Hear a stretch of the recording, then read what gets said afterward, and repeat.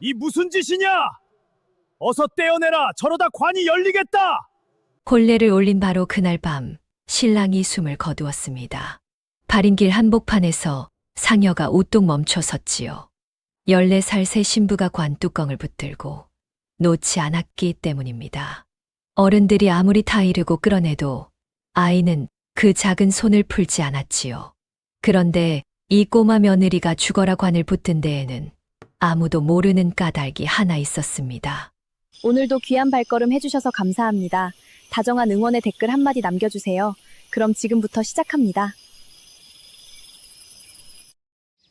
옛날 옛적 전라도 노르골 끝자락에 마을 공동상여를 넣어두는 곳집이 하나 있었습니다. 그 곁에는 상여를 손보고 관을 짜는 목수, 박봉식의 살림집이 붙어 있었지요. 봉식이 곳집까지 도맡아 돌본 탓에 사람들은 두 집을 싸잡아 상여집이라 불렀습니다. 초상이 나면 밤중에도 달려와 문을 두드리면서 평소에는 그 앞에서 고개를 획 돌렸지요. 부정이 단단하여 참으로 얄궂은 인심이었지요. 그 집 툇마루에는 아침마다 11살 먹은 딸이 나와 앉았습니다. 이름은 다나라 했지요. 무릎에 색색 종이를 얹어놓고 조그만 손으로 온종일 꽃을 접었습니다. 빨간 꽃, 노란 꽃, 흰 꽃. 상여에 얹을 종이꽃이 소쿠리마다 수북했지요. 예, 저리 가자. 저 집 꽃 보면 부정탄다. 지나가던 안악이 제 아들 손목을 잡아 끌었습니다. 코 흘리게 아들은 발을 동동 굴렀지요. 싫어. 저 꽃 예쁘단 말이야. 예쁘긴 뭐가 예뻐. 죽은 사람 꽃인데. 그러자 툇마루의 다나가 고개를 들었습니다. 죽은 사람 꽃 아닌데요. 산 사람 꽃인데요. 뭐고? 꽃이 고와야 우는 사람이 한 번이라도 덜 운대요. 우리 아버지가 그랬어요. 안악은 할 말을 찾지 못하고 아들만 끌고 가버렸습니다. 다나는 어깨를 으쓱하고는 다시 꽃을 접었지요. 그러고는 멀어지는 코흘리개를 향해 노란 꽃 한 송이를 흔들어 보였습니다. 아이는 어미 몰래 손을 마주 흔들었지요. 노르골에서 상여집 담 너머로 웃어주는 이는 아직 어린 것들 뿐이었습니다. 가을이면 그 집 담 밑으로 감이 툭툭 떨어졌습니다. 동네 아이들이 침을 꼴깍이며 기웃거리면 다나는 감을 주워 담 위에 나란히 올려놓았지요. 부정 안 타요. 감은 죄가 없잖아요. 아이들은 눈치를 살피다가 하나둘 감을 집어갔습니다. 어른들 몰래 꾸벅 절까지 하고 갔지요. 한 번은 코 흘리게 둘이 담을 넘다 들킨 일도 있었습니다. 혼이 날 줄 알고 눈을 질끈 감았는데 다나는 종이부터 내밀었지요. 넘어올 거면 이리 와서 접기나 해. 마침 손이 모자라던 참이야. 접을 줄 모르는데. 가르쳐주면 되지. 자, 요렇게 반 접고 또 반 접고. 그날부터 상여집 툇마루에는 어른들 몰래 드나드는 조그만 문화생이 둘이나 생겼습니다. 문화생이라니 꽃접기 서당에 코 흘리게 제자들 말이지요. 접다 망가진 꽃은 저희들이 나눠 갖고 갔지요. 부정탄다던 그 꽃을 품에 소중히 안고서 말입니다. 마을 잔치가 있는 날이면 이 집 형편은 더 훤히 드러났습니다. 국수 그릇이 온 동네를 돌아도 상여집 마당만 건너뛰었으니까요. 다나의 어머니는 다나를 낳고 2해 만에 세상을 떠났습니다. 그러니 이 집 식구라고는 아버지 박봉식과 다나 단둘이 전부였지요. 그런데 이상하지 않습니까? 남들이 다 꺼리는 이 집에서 부녀는 남들보다 자주 웃었습니다. 그 웃음소리를 들어보면 이상할 것도 없었지요. 봉식은 40을 간 넘긴 사내로 손재주 좋기로는 고을에서 첫손에 꼽히는 목수였습니다. 관을 짜고 상여를 손보고 초상이 나면 상여 앞에서 소리를 매기는 선소리꾼 노릇까지 했지요. 어느 날 새벽이었습니다. 아랫마을에서 사람이 헐레벌떡 달려와 상여집 문을 두드렸지요. 봉식이, 박봉식이 문 좀 열어주게. 으시오, 이 새벽에. 아랫마을 김초씨 대길세. 밤사이 노마님께서 그만, 아이고 이 사람아. 급하네 급해. 어제까지 길에서 마주쳐도 본체만체 하던 사람이 이 새벽에는 봉식의 손을 두 손으로 부여잡았습니다. 초상 앞에서는 누구나 상여집이 아쉬운 법이지요. 봉식은 군말 없이 연장궤를 챙겼습니다. 다나도 꽃소쿠리를 이고 나섰지요. 상여가 나가는 길가에는 구경꾼이 늘어섰습니다. 어떤 이는 갓을 벗어 예를 갖추고 어떤 이는 고개를 돌리며 침을 되뱉었지요. 같은 상여를 두고도 인심이 이리 갈렸습니다. 그러거나 말거나 봉식의 앞소리는 구성지게 골목을 울렸지요. 이제 가면 언제 오나? 오는 날이나 일러주오. 어허야. 행렬이 지난 뒤 상갓집 며느리가 다나의 손을 꼭 잡았습니다. 아가, 꽃이 참 곱기도 하지. 우리 어머님이 생전에 꽃을 좋아하셨는데. 고우셨을 거예요. 노마님도 그래서 제일 고운 것만 골라 얹었어요. 며느리는 그 말에 끝내 울음을 터뜨렸지요. 그런데 이상하지요. 그 울음은 아까의 곡소리와 달리 어딘가 후련하게 들렸습니다. 돌아오는 길에 다나가 물었지요. 아버지, 사람들은 참 이상해요. 아쉬울 땐 우리 집을 찾고, 안 아쉬울 땐 고개를 돌리고, 초상은 누구네 집에나 오는 손님이니라 미워할 것 없다. 아버지는 화도 안 나요? 우리가 접은 꽃을 보고 누군가 덜 울었으면 그걸로 남는 장사지. 남는 장사 좋아하시네 참. 오늘 삭 받은 것 여기요 5냥. 녀석, 셈은 내가 아비보다 낫구나. 제가 안 지키면 아버지는 또 밥만 받아 오시잖아요. 다나는 입을 삐죽이면서도 엽전 꾸러미를 야무지게 괴짝에 넣었습니다. 봉식은 품삯 쓸 때이지 않으려면 셈과 글을 알아야 한다며 밤마다 딸에게 언문과 장부 적는 법을 가르쳤지요. 그런데 이 봉식에게는 온 동네가 다 아는 버릇이 하나 있었습니다. 그날도 마당에서는 대패질 소리가 한창이었지요. 이웃 고을에 보낼 관 하나가 거의 다 되어 가고 있었습니다. 봉식은 뚜껑에 나무못을 촘촘히 박아 나갔지요. 망치 소리가 마당에 또박또박 울렸습니다. 그런데 머리맡 쪽 못 하나에 이르자 두어 번 두드리다 망치를 슬그머니 내려놓는 게 아니겠습니까? 못 대가리가 반마디나 솟은 채로 말이지요. 마침 놀러와 있던 상두꾼 최서방이 그 꼴을 보고 혀를 찼습니다. 여보게 봉식이 자네 또 반만 박는가? 보셨는가? 내 10년을 봐도 모르겠네. 못이 아까운가? 힘이 아까운가? 둘 다 아닐세. 그럼 무언가? 겁이 나서 그러는가? 끝까지 박으면 큰일이라도 나는가? 최서방이 낄낄대자 담 너머로 지나던 이들까지 따라 웃었습니다. 노루골에서 봉식이 반만 박아둔 못은 겁쟁이 목수의 우스갯거리로 통했지요. 봉식은 성도 내지 않고 허허 웃기만 했습니다. 그날 저녁이었습니다. 호롱불 아래서 꽃을 접던 다나가 문득 아버지를 바라보았지요. 아버지, 낮에 최서방 어른이 또 놀렸잖아요. 그랬지. 아버지는 어째서 맨날 못을 반만 박아요? 나무가 없는 것도 아니고 힘이 없는 것도 아니면서요. 봉식은 담뱃대를 내려놓고 잠시 뜸을 들였습니다. 다나야, 무슨 일이든 못 하나는 반만 박아두는 법이니라. 혹시 모르니, 혹시 모르긴요, 뭘 몰라요. 관에 드신 분이 벌떡 일어나기라도 한대요? 허허, 글쎄다가 뭐예요. 우리 아버지는 조선 팔도에서 제일 가는 겁쟁이 목수님이시라니까. 다나가 까르르 웃자 봉식도 따라 웃었습니다. 웃음 끝에 다나가 문득 물었지요. 아버지, 어머니도 이 못 버릇을 아셨어요? 알다마다 제일 많이 웃은 사람이 내 어미다. 어머니는 어떻게 웃으셨는데요? 지금 내가 웃는 꼭 그 모양으로 웃었지. 다나는 어머니 얼굴을 모릅니다. 두 돌이 되기 전에 어머니가 세상을 떠난 까닭이지요. 그래도 아버지의 그 한마디면 어쩐지 어머니를 아는 것만 같았습니다. 그럼 저는 매일 어머니 흉내를 내는 거네요. 그런 셈이지. 아주 잘 내는구나. 아이는 그 말을 우스갯소리로만 흘려들었지요. 호롱불 아래 부녀의 웃음소리가 밤이 이슥하도록 도란도란 이어졌습니다. 며칠 뒤였습니다. 고을이 발칵 뒤집히는 소식이 상여집 대문을 두드렸지요. 봉식이 있는가? 큰일 났네. 이 시대 큰날이 깨서 밤사이에 그만 세상을 뜨셨다네. 이씨 댁이라 하면 노루골에서 제일 가는 양반가였습니다. 곳간이 9칸이요. 부리는 종만 20이 넘는 집이었지요. 그 댁 큰나리가 쉰도 되기 전에 갑자기 떠났다는 것입니다.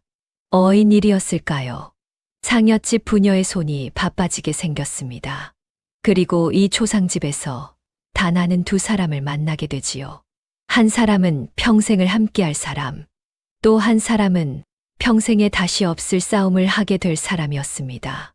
이씨 댁 초상은 노루골이 생기고 처음 보는 큰 초상이었습니다.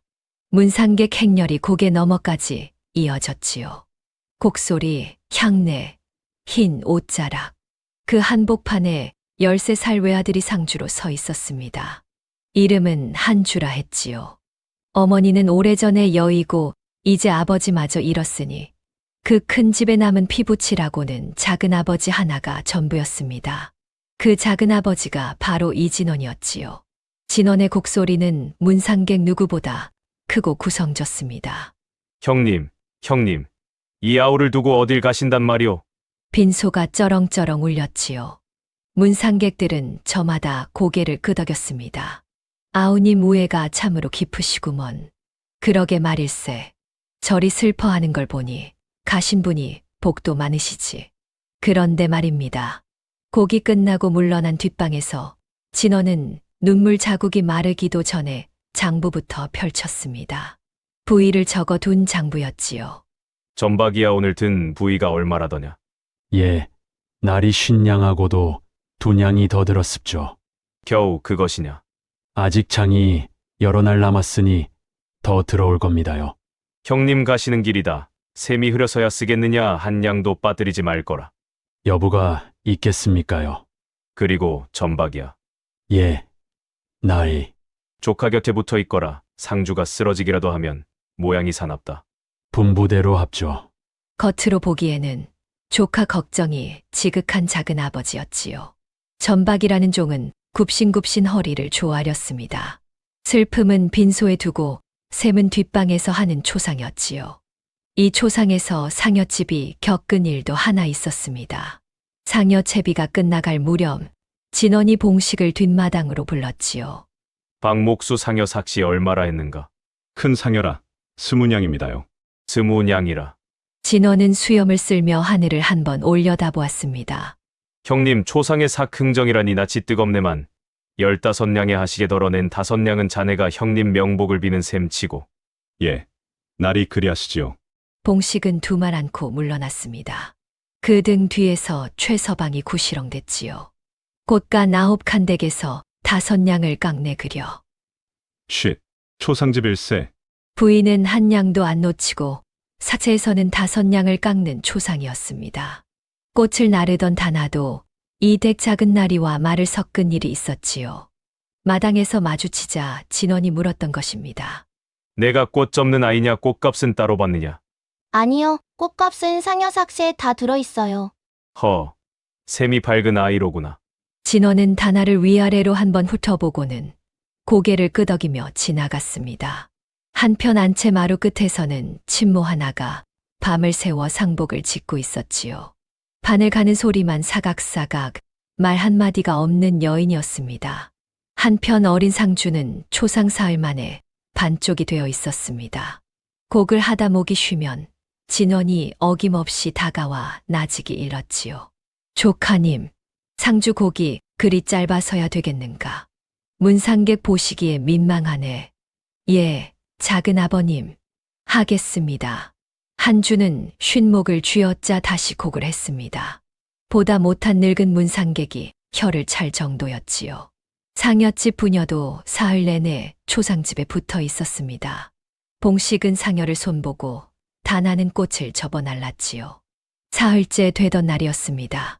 꽃 소쿠리를 안고 뒤뜰을 돌던 다나가 장독대 뒤에 쪼그려 앉은 흰 옷자락을 보았습니다. 어린 상주였지요. 사흘 밤낮을 곡하느라 이제는 울음소리조차 나오지 않는 모양이었습니다. 어깨만 들썩들썩. 다나는 잠시 서 있다가 소쿠리에서 흰 꽃 한 송이를 골라 들고 다가갔습니다. 도련님, 한주가 퉁퉁 부은 눈을 들었습니다. 누구요? 꽃 나르는 아이예요. 이거 하나 드릴게요. 나는 상주요. 꽃 받을 자리가 아니요. 상여에 얹는 꽃 아니에요. 도련님 몫이에요. 무슨 소리요? 그게 울다 지치면 가시는 길이 무겁대요. 그래서 이 꽃은 남는 사람 손에 쥐라고 접는 거래요. 한주는 멍하니 꽃을 받아들었습니다. 종이로 접은 흰 꽃인데 손바닥 위에서 이상하게 따뜻했지요. 이름이 무엇이요? 꽃값은 치러야 할 것 아니요. 꽃값은 이름으로 안 받아요. 다나는 꾸벅 절을 하고 총총 사라졌습니다. 한주는 그 뒷모습을 한참 바라보다가 꽃을 솜에 깊숙이 넣었지요. 쉰목으로 픽 웃음이 새어나왔습니다. 아버지가 돌아가시고 처음 새어나온 웃음이었지요. 발인 날 아침이 밝았습니다. 상여가 소슬대문을 나서고 봉식의 앞소리가 골짜기에 울려 퍼졌지요. 가네 가네 나는 가네. 북망산천 멀다더니 대문 밖이 북망일세. 어허 어허야. 상두꾼들의 뒷소리가 뒤를 바쳤습니다. 상여 위에는 다나가 접은 꽃들이 색색으로 흔들렸지요. 한주는 상여 뒤를 따르며 소매 속 흰 꽃을 꼭 쥐었습니다. 장지는 뒷산 양집 아른 언덕이었지요. 고갯길이 가팔라 상두꾼들 이마에 땀이 송골송골 맺혔습니다. 봉식의 소리가 느려지면 상여도 느려지고 소리가 잦아들면 걸음도 잦아들었지요. 이윽고 하관이 시작되었습니다. 관이 천천히 내려가자 한주는 흙 한 줌을 쥐었지요. 그 작은 손이 사시나무 떨듯 떨렸습니다. 아버님, 소자, 여기 있습니다. 흙이 관 위에 흩어졌지요. 한주는 소매 속에서 무언가를 꺼내려다 그만두었습니다. 흰 종이꽃이었지요. 가시는 길에 얹어드릴까 하다가 도로 소매에 넣은 것입니다. 남는 사람 몫이라 했으니까요. 그렇게 큰 나리는 노루골 뒷산에 묻혔지요. 일을 마치고 돌아오는 길, 다나가 아버지 소매를 잡았습니다. 아버지, 그 도련님, 이제 그 큰 집에 혼자예요. 작은 아버님이 계시다지 않느냐. 그래도요. 어머니도 아버지도 안 계시잖아요. 어린 것이 별 걱정을 다 하는구나. 밥이나 꼭꼭 챙겨 드시면 좋겠어요. 울면 배가 더 고픈데. 봉식은 허허 웃었지만 다나는 정말로 걱정이 되는 모양이었습니다. 초상이 끝나자 이씨 댁은 겉으로는 조용해졌습니다. 그러나 안에서는 조용하지 못한 일이 하나 있었으니 집안의 주인 자리를 누가 잇느냐 하는 문제였지요. 한주는 외아들이니 마땅히 그 자리를 이어야 했지요. 그런데 문중 어른들이 모인 자리에서 이런 말이 나왔습니다. 13세 상투도 못한 아이가 어찌 그 큰 살림을 잡는단 말인가. 집과 전답이야 종손의 것이 분명하지요. 허나 종손이 아직 어리고 상중이지 않소. 하면 3년상을 마치고 혼례를 치를 때까지 작은 나리께서 장부와 곶간을 대신 맡아주시는 수밖에요. 진호는 펄쩍 뛰며 손사래를 쳤습니다. 당치 않은 말씀들이요. 이 살림은 조카의 것이요. 나는 그저 조카가 상을 마치고 혼례를 치를 때까지 장부와 곶간 열쇠나 잠시 맡아두는 것뿐이외다. 작은 날이 말씀이 참으로 고마우이. 그럼 그리 정합시다. 혼인 전까지만 잠시만. 문중 어른들이 고개를 끄덕이자 전박이가 소반에 받쳐 든 열쇠 꾸러미를 진원 앞에 내려놓았습니다. 쇳덩이 부딪는 소리가 제법 묵직했지요. 진원은 차마 못 받겠다는 듯 2번을 사양하고 3번째에야 받았습니다. 그날 밤 뒷방에서 진원은 전박이를 불러 앉혔지요. 전박이야. 형님 가신 지 얼마 되지도 않아 조카까지 잘못되면 고을 사람들 입이 어디로 향하겠느냐. 그야 나리께로. 그러니 초상에는 곡할 사람도 있어야 하고 손가락질 받을 사람도 따로 있어야 하는 법이다. 예, 그게 무슨 말씀이신지 쇳내는 도통 몰라도 된다. 너는 시키는 것만 하면 돼. 전박이는 영문을 모른 채 굽신거렸고 등잔불에 비친 진원의 그림자만 벽에서 길게 일렁였습니다. 말은 그리하였으나 그날부터 이씨 댁 곶간 열쇠는 진원의 허리춤에서 짤랑거렸습니다. 혼례를 치르고 나면 장부와 함께 돌려주기로 한 열쇠였지요. 게다가 한주에게 아직 후사가 있을 리 없으니 만에 하나 조카마저 잘못되면 이 집 살림이 어디로 가겠습니까? 자, 여기서 한번 생각해 보십시오. 조카가 혼이 나면 열쇠를 내놓아야 하는 사람이 있습니다. 그런데 그 조카의 혼처를 바로 그 사람이 고르게 되었습니다. 과연 어떤 혼처를 고르겠습니까? 그 무렵 한주는 밤마다 문갑을 열었습니다. 그 안에는 흰 종이꽃 한 송이가 얌전히 들어 있었지요. 꽃값을 아직도 못 치렀는데 이름도 모르는 아이였습니다. 그래도 그 꽃을 들여다보고 있으면 그날 장독대 뒤에 목소리가 들리는 듯 했지요. 울다 지치면 다시는 길이 무겁다던 그 야무진 목소리 말입니다. 그해 겨울이 지나도록 한주의 상복은 벗겨지지 않았습니다. 아버지의 3년상을 지키느라 상복을 벗기까지 여러 계절이 흘렀지요. 그 사이 이씨 대꽃간의 곡식은 자꾸 줄고 장부의 먹줄은 자꾸 늘었습니다. 논 두마지기가 남의 이름으로 슬그머니 넘어가기도 했지요. 그러나 상중의 어린 종손에게 장부를 보여주는 이는 아무도 없었습니다. 11살이던 다나는 14살이 되었고 13살 상주였던 한주는 16 청년이 되었지요. 그리고 상복을 벗던 그의 봄, 노루골이 다시 한번 들썩였습니다. 이씨 대가마가 하필이면 상여집 대문 앞에 떡하니 멈춰선 것이지요. 가마에서 내린 사람은 다름 아닌 이진원이었습니다. 비단 도포 자락을 쓸며 상여집 마당에 들어서는데 온 동네 눈이 담장마다 주렁주렁 매달렸지요. 이씨 댁 작은 나리가 상여집엔 웬일이래. 관을 맞추어 왔나? 초상도 안 났는데. 수군거림이야 어찌 되었든 진원은 마루에 앉지도 않고 대뜸 말을 꺼냈습니다. 박목수 내 혼담을 넣으러 왔소. 예, 혼담이라니요. 위 댁 혼담 말씀이십니까? 우리 조카와 이 댁 따님 말이오. 봉식은 들고 있던 대패를 떨어뜨릴 뻔했습니다. 날이 농이 지나치십니다. 저희는 상여집입니다. 농이 아니오. 고을이 다 웃을 일입니다. 양반댁 세아씨 자리에 상여집 딸이라니요. 웃는 입이 있거든 내게 보내시오. 내가 그 입을 막으리다. 진원은 목소리를 한껏 부드럽게 깔았습니다. 돌아가신 형님께서 생전에 늘 말씀하셨소. 사람은 문벌이 아니라 심덕이라고 말이오. 3년 전 형님 초상 때 이 댁 부녀가 일하는 양을 내 눈으로 다 보았소. 형님 뜻에 이만한 혼처가 어디 있겠소. 말인즉 구구절절 그럴듯했지요. 봉식은 그날 밤 딸을 앞에 앉혀놓고 물었습니다. 다나야, 내 뜻은 어떠하냐 싫으면 싫다 하여라. 아비가 경을 치는 한이 있어도 물리마. 다나는 한참 동안 접다만 꽃만 만지작거렸습니다. 아버지 저 시집 가면 아버지 밥은 누가 차려요? 허, 그게 걱정이더냐. 아침에 국 안 끓여드리면 아버지는 맨밥에 물 말아 드실 거잖아요. 아비 걱정은 말고 내 걱정을 하려도 그러는구나. 다나는 그제야 조그맣게 웃었습니다. 그 댁 도련님이라면 저도 알아요. 3년 전 장독대 뒤에서 우시던 분요. 보았느냐? 너도. 나쁜 분은 아닐 거예요. 우는 걸 부끄러워하지 않는 사람은 나쁜 사람이 아니라면서요. 아버지가 그러셨잖아요. 허, 이 아비가 한 말로 아비를 이기는구나. 혼담은 그렇게 오갔습니다. 노루골은 꼬박 한 달을 그 이야기로 지새웠지요. 상여집 딸이 세아씨가 된다니 곱게 보는 눈이 반이요. 흘겨보는 눈이 반이었습니다. 그래도 혼례 날짜는 잡혔지요. 노루골 우물가는 한 달 내내 시끌시끌했습니다. 상여집 딸이 세아씨가 된다는 게 참말이래. 참말이라니까. 작은 나리가 몸소 와서 혼담을 넣었다는 구먼. 돌아가신 큰나리 뜻이라지. 아마.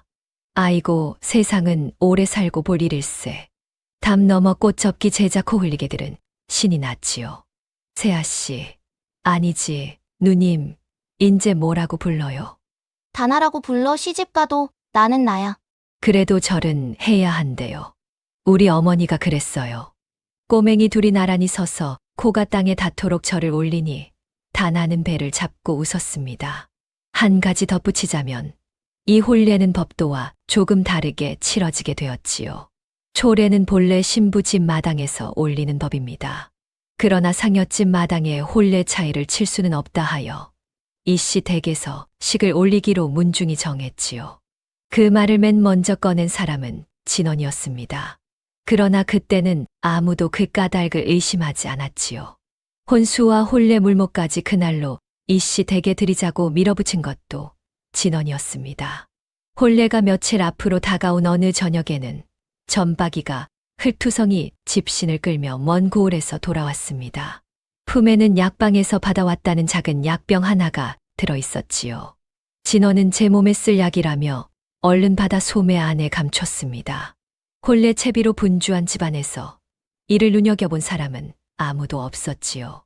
그리고 이씨 댁에서 친모가 건너왔습니다. 새아씨 혼례옷 치수를 재러 온 것이었지요. 50줄에 든 여인으로 이름은 애심이라 했습니다. 말수가 어찌나 없는지 방에 들어와 한 인사가 전부였지요. 팔, 들어보세요. 예. 다나는 시키는 대로 팔을 번쩍 들고서도 가만히 있지를 못했습니다. 아주머니, 바늘이 손에서 날아다녀요. 어쩜 그리 빠르세요? 가만히 계세요. 치수 틀립니다. 예. 그런데요, 아주머니, 저고리 동정은 무슨 색으로 달아주실 거예요? 흰색입니다. 법도가 그렇습니다. 그렇구나. 아주머니 솜씨면 무슨 색이든 고울 거예요. 애심의 바늘이 아주 잠깐 멈칫했습니다. 그러나 그뿐 여인은 끝내 웃지 않았지요. 다 되었습니다. 가보겠습니다. 살펴가세요, 아주머니. 혼례날 또 봬요. 문을 나서는 등 뒤에 대고 다나가 꾸벅절을 했습니다. 애심은 뒤도 돌아보지 않고 갔지요. 무뚝뚝하기가 겨울 장독 같은 여인이었습니다. 혼례 전날 밤이었지요. 다나는 아버지 밥상 앞에 쪼그리고 앉아 손가락을 꼽아가며 일렀습니다. 아버지, 국은 옆집 할머니께 부탁해놨어요. 사흘에 한 번은 꼭 끓여다 주신대요. 녀석, 시집가는 전날까지 아비 국 걱정이냐. 빨래는 내가 아주머니가 걷어가시기로 했고요. 바느질 거리는 모아두세요. 제가 와서 할게요. 새아씨가 어찌 오간단 말이냐. 여기서 이씨 댁까지 고개 하나잖아요. 뛰면 금방이에요. 봉식은 허허 웃다가 이내 정색을 하고 딸을 바라보았지요. 다나야, 시집법도가 낯설거든 서두르지 말거라. 모르면 모른다 하고 하나씩 여쭈어 가며 하면 되느니라. 예, 아버지. 그리고 이 말은 꼭 새겨두어라. 남의 집 흉은 보아도 못 본 척하는 것이 며느리 도리니라. 그건 좀 어렵겠는데요.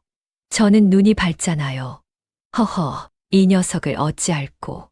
부녀는 그 밤이 아까워 호롱불심치를 2번이나 도두었습니다. 드디어 혼례날이 밝았습니다. 이씨 댁 앞마당에 차일이 쳐지고 온 고을 구경꾼이 담장을 빼곡히 메웠지요. 식은 전날래부터 시작되었습니다. 신랑이 나무 기러기를 상 위에 올리고 절을 했지요. 기러기는 평생 짝을 하나만 두는 새라 한 번 맺으면 변치 말자는 뜻이었습니다. 그런데 한 주가 기러기를 어찌나 조심조심 내려놓는지 구경꾼 사이에서 웃음 섞인 소리가 났지요. 기러기 다칠까봐 저러나. 신랑이 순하기는 순한가 보이. 가마에서 내린다 나는 연지 곤지의 족두리까지 얹으니 어제까지 종이꽃 접던 아이 같지 않게 고왔습니다. 맞은편에 선 신랑 한 주는 사모관대 차림이 아직 몸에 조금 컸지요. 맞절이 시작되었습니다. 그런데 신랑이 절을 하다 말고 자꾸만 고개를 삐죽삐죽 드는 게 아니겠습니까? 족두리 아래에 신부 얼굴이 궁금해 죽겠는 것이었지요. 어험, 신랑은 예를 갖추시오. 집내 어른의 호통에 한 주가 찔끔 고개를 박았습니다. 담장의 구경꾼들이 와르르 웃었지요. 신랑이 급하기도 하지. 16이면 저럴 나이지 뭐. 이윽고 표주박 잔을 나누는 합근례 차례가 되었습니다. 표주박 하나를 반으로 갈라 만든 잔 한 쌍이 상에 올랐지요. 신랑 잔에는 붉은 실매듭이, 신부 잔에는 푸른 실매듭이 달려 있었습니다. 수모가 다나의 손을 이끌어 붉은 매듭 잔에 술을 따르게 했지요. 수모라 하면 혼례에서 신부 곁을 거드는 여인을 말합니다. 신부는 나이가 어리니 입만 대는 신용을 하고 신랑은 어른들이 지켜보는 앞이라 제 몫을 남김없이 비웠지요. 잔을 내려놓으며 한주가 신부 쪽으로 몸을 살짝 기울였지요. 그러고는 신부에게만 들리게 속삭였습니다. 그때 그 꽃 아직 갖고 있소. 다나의 눈이 동그래졌습니다. 알고 계셨구나. 족두리 아래로 새어나오려는 웃음을 참느라 신부의 어깨가 가늘게 떨렸지요. 구경꾼들은 새색시가 우는 줄 알고 저마다 코끝이 시큰해졌다고 합니다. 그날 노루골 잔치는 밤늦도록 흥겨웠지요. 밤이 이슥해서야 신방에 촛불이 켜졌습니다. 둘은 아직 어린 나이인지라 집안 어른들도 무리한 예는 시키지 않았지요. 원앙 이불을 사이에 두고 16과 14은 마주 앉아 이야기만 나누었습니다. 둘 다 귀까지 발개져서는 한참을 말이 없었습니다. 먼저 입을 뗀 것은 신랑이었지요. 부인, 예, 서방님, 그 꽃 말이오. 문갑에 넣어두고 하루도 거르지 않고 들여다보았소. 종이꽃인데요. 들여다보면 뭐가 나와요? 나옵디다. 볼 때마다 그날 그 목소리가 나옵디다. 다나가 그만 웃음을 터뜨렸습니다. 서방님은 말씀도 꼭 어른처럼 하셔. 나는 이 집 주인이 될 몸이오. 어른처럼 말하는 연습을 3년이나 했소. 3년이나요? 그럼 헛기침도 하실 줄 알아요? 어험, 어험험. 와, 집내 어른보다 잘하신다. 부인은 홀례 선물로 무엇이 갖고 싶소? 서방님 헛기침요. 방금 그거요. 그것은 안 돼요. 3년 공부라 값이 좀 나가오. 치사하셔라. 그럼 하루에 한 번씩만 들려주세요. 하루 한 번이라. 좋소, 약조하겠소. 새끼손가락 2개가 촛불 아래서 마주 걸렸습니다. 신방에서 도란도란 아이들 웃음소리가 새어 나왔습니다. 그런데 밤이 깊어 갈수록 한주의 말소리가 이상하게 느려졌지요. 부인, 이상하구려. 눈이 자꾸 감기오. 고단하셔서 그래요. 온종일 절만 하셨잖아요. 그런가 보. 잠시만 눈을 붙이겠소. 한주는 말을 다 맺기도 전에 스르르 모로 쓰러졌습니다. 다나는 이불을 끌어다 덮어주고 그 얼굴을 가만히 들여다보았지요. 새근새근 갓난아이처럼 고난 숨소리였습니다. 다나도 그 곁에서 깜빡 잠이 들었지요. 새벽녘이었습니다. 문틈으로 스민 찬 기운에 다나는 눈을 떴지요. 그런데 곁에 누운 신랑의 낯빛이 꺼져가는 촛불 아래서 이상하리만치 희었습니다. 서방님, 대답이 없었습니다. 서방님, 고다리 밝아요. 흔들어도 미동이 없었지요. 코끝에 손을 대보았습니다. 숨결이 느껴지지 않았습니다. 다나의 비명이 새벽 공기를 갈랐지요. 이씨 댁 대문이란 대문이 다 열리고 등불이 이리 뛰고 저리 뛰었습니다. 버선발로 달려온 진원이 신랑의 몸을 흔들었지요. 한주야, 조카님, 눈을 떠보시게. 맥을 짚던 진원의 손이 툭 떨어졌습니다. 숨이 끊겼구나. 방 안이 그대로 얼어붙었습니다. 혼례를 치른 지 하루도 못 되어 신랑이 주검이 되었다는 것입니다. 안채에서 곡소리가 터져 나오기 시작했지요. 그리고 그 울음 틈에서 다나는 보고 말았습니다. 쓰러진 신랑 곁에 엎드린 진원의 눈이 아주 잠깐 새 신부 다나를 훑고 지나가는 것을 말입니다. 그 눈에는 슬픔이 조금도 없었지요. 신랑이 숨을 거두었다는 소식은 날이 밝기도 전에 온 고을에 퍼졌습니다. 혼례 잔치의 차일도 걷기 전에 초상이 났으니 이런 변고가 어디 있겠습니까? 날이 밝기가 무섭게 이씨 댁은 다시 흰 천으로 덮였지요. 그런데 이 초상은 처음부터 어딘가 이상했습니다. 의원은 부르셨습니까? 문중 어른 하나가 묻자 진원이 고개를 저었습니다. 숨이 끊긴 지 오래입니다. 이제 와 의원이 무슨 소용이오. 그래도 어찌 갔는지는 알아야지요. 생때 같은 신랑이 하룻밤새 갔는데 심약한 아이였소. 제 아비를 잃고 상심이 깊더니 혼례의 기력을 다 쏟은 게지요. 더 캐물어 무엇하오 가문 망신만 더할 뿐이지. 말끝마다 가문이었습니다. 염도 그날로 서둘렀지요. 입관도 서둘렀습니다. 장사도 이틀 만에 치르자 했습니다. 곳간 9칸 양반가라면 며칠씩 빈소를 지키며 예를 갖출 터인데 이틀 만에 발인이라니요. 문중 어른들이 예법에 없는 일이라며 말렸지만 진원은 날이 풀려 시신이 상한다는 말만 되풀이했지요. 어른들은 혀를 차면서도 상심한 작은 아버지가 하루라도 빨리 슬픔을 묻고 싶은가 보다 하고 물러섰습니다. 그날 오후 봉식은 이씨 댁 바깥마당으로 불려갔습니다. 박목수 관을 오늘 안으로 짜주게. 예. 오늘 안으로 말씀이십니까? 그러하네 날이 풀려 시신이 쉬상 안에 서둘러야 하네. 날이 아무리 그래도 각간 사람 관을 반나절 만에 짜는 법은 없습니다. 이 집의 법도는 내가 정하네. 봉식은 입을 다물었습니다. 사위의 관을 제 손으로 짜는 장인이라니 세상에 이런 기막힌 일이 또 있을까요? 대패를 미는 손이 자꾸만 멎었습니다. 나무를 다듬다 말고 하늘을 보고 못을 짚다 말고 한숨을 쉬고 평생 관을 짜 온 손이 이날처럼 무겁기는 처음이었지요. 그래도 일은 일이었습니다. 해질 무렵 관이 거의 다 되어 갔지요. 마지막으로 뚜껑 못을 박는데 머리만 못 하나에 이르자 봉식의 망치가 또 멎었습니다. 30년 버릇이 어딜 가겠습니까? 못 대가리가 반만 박힌 채 솟았지요.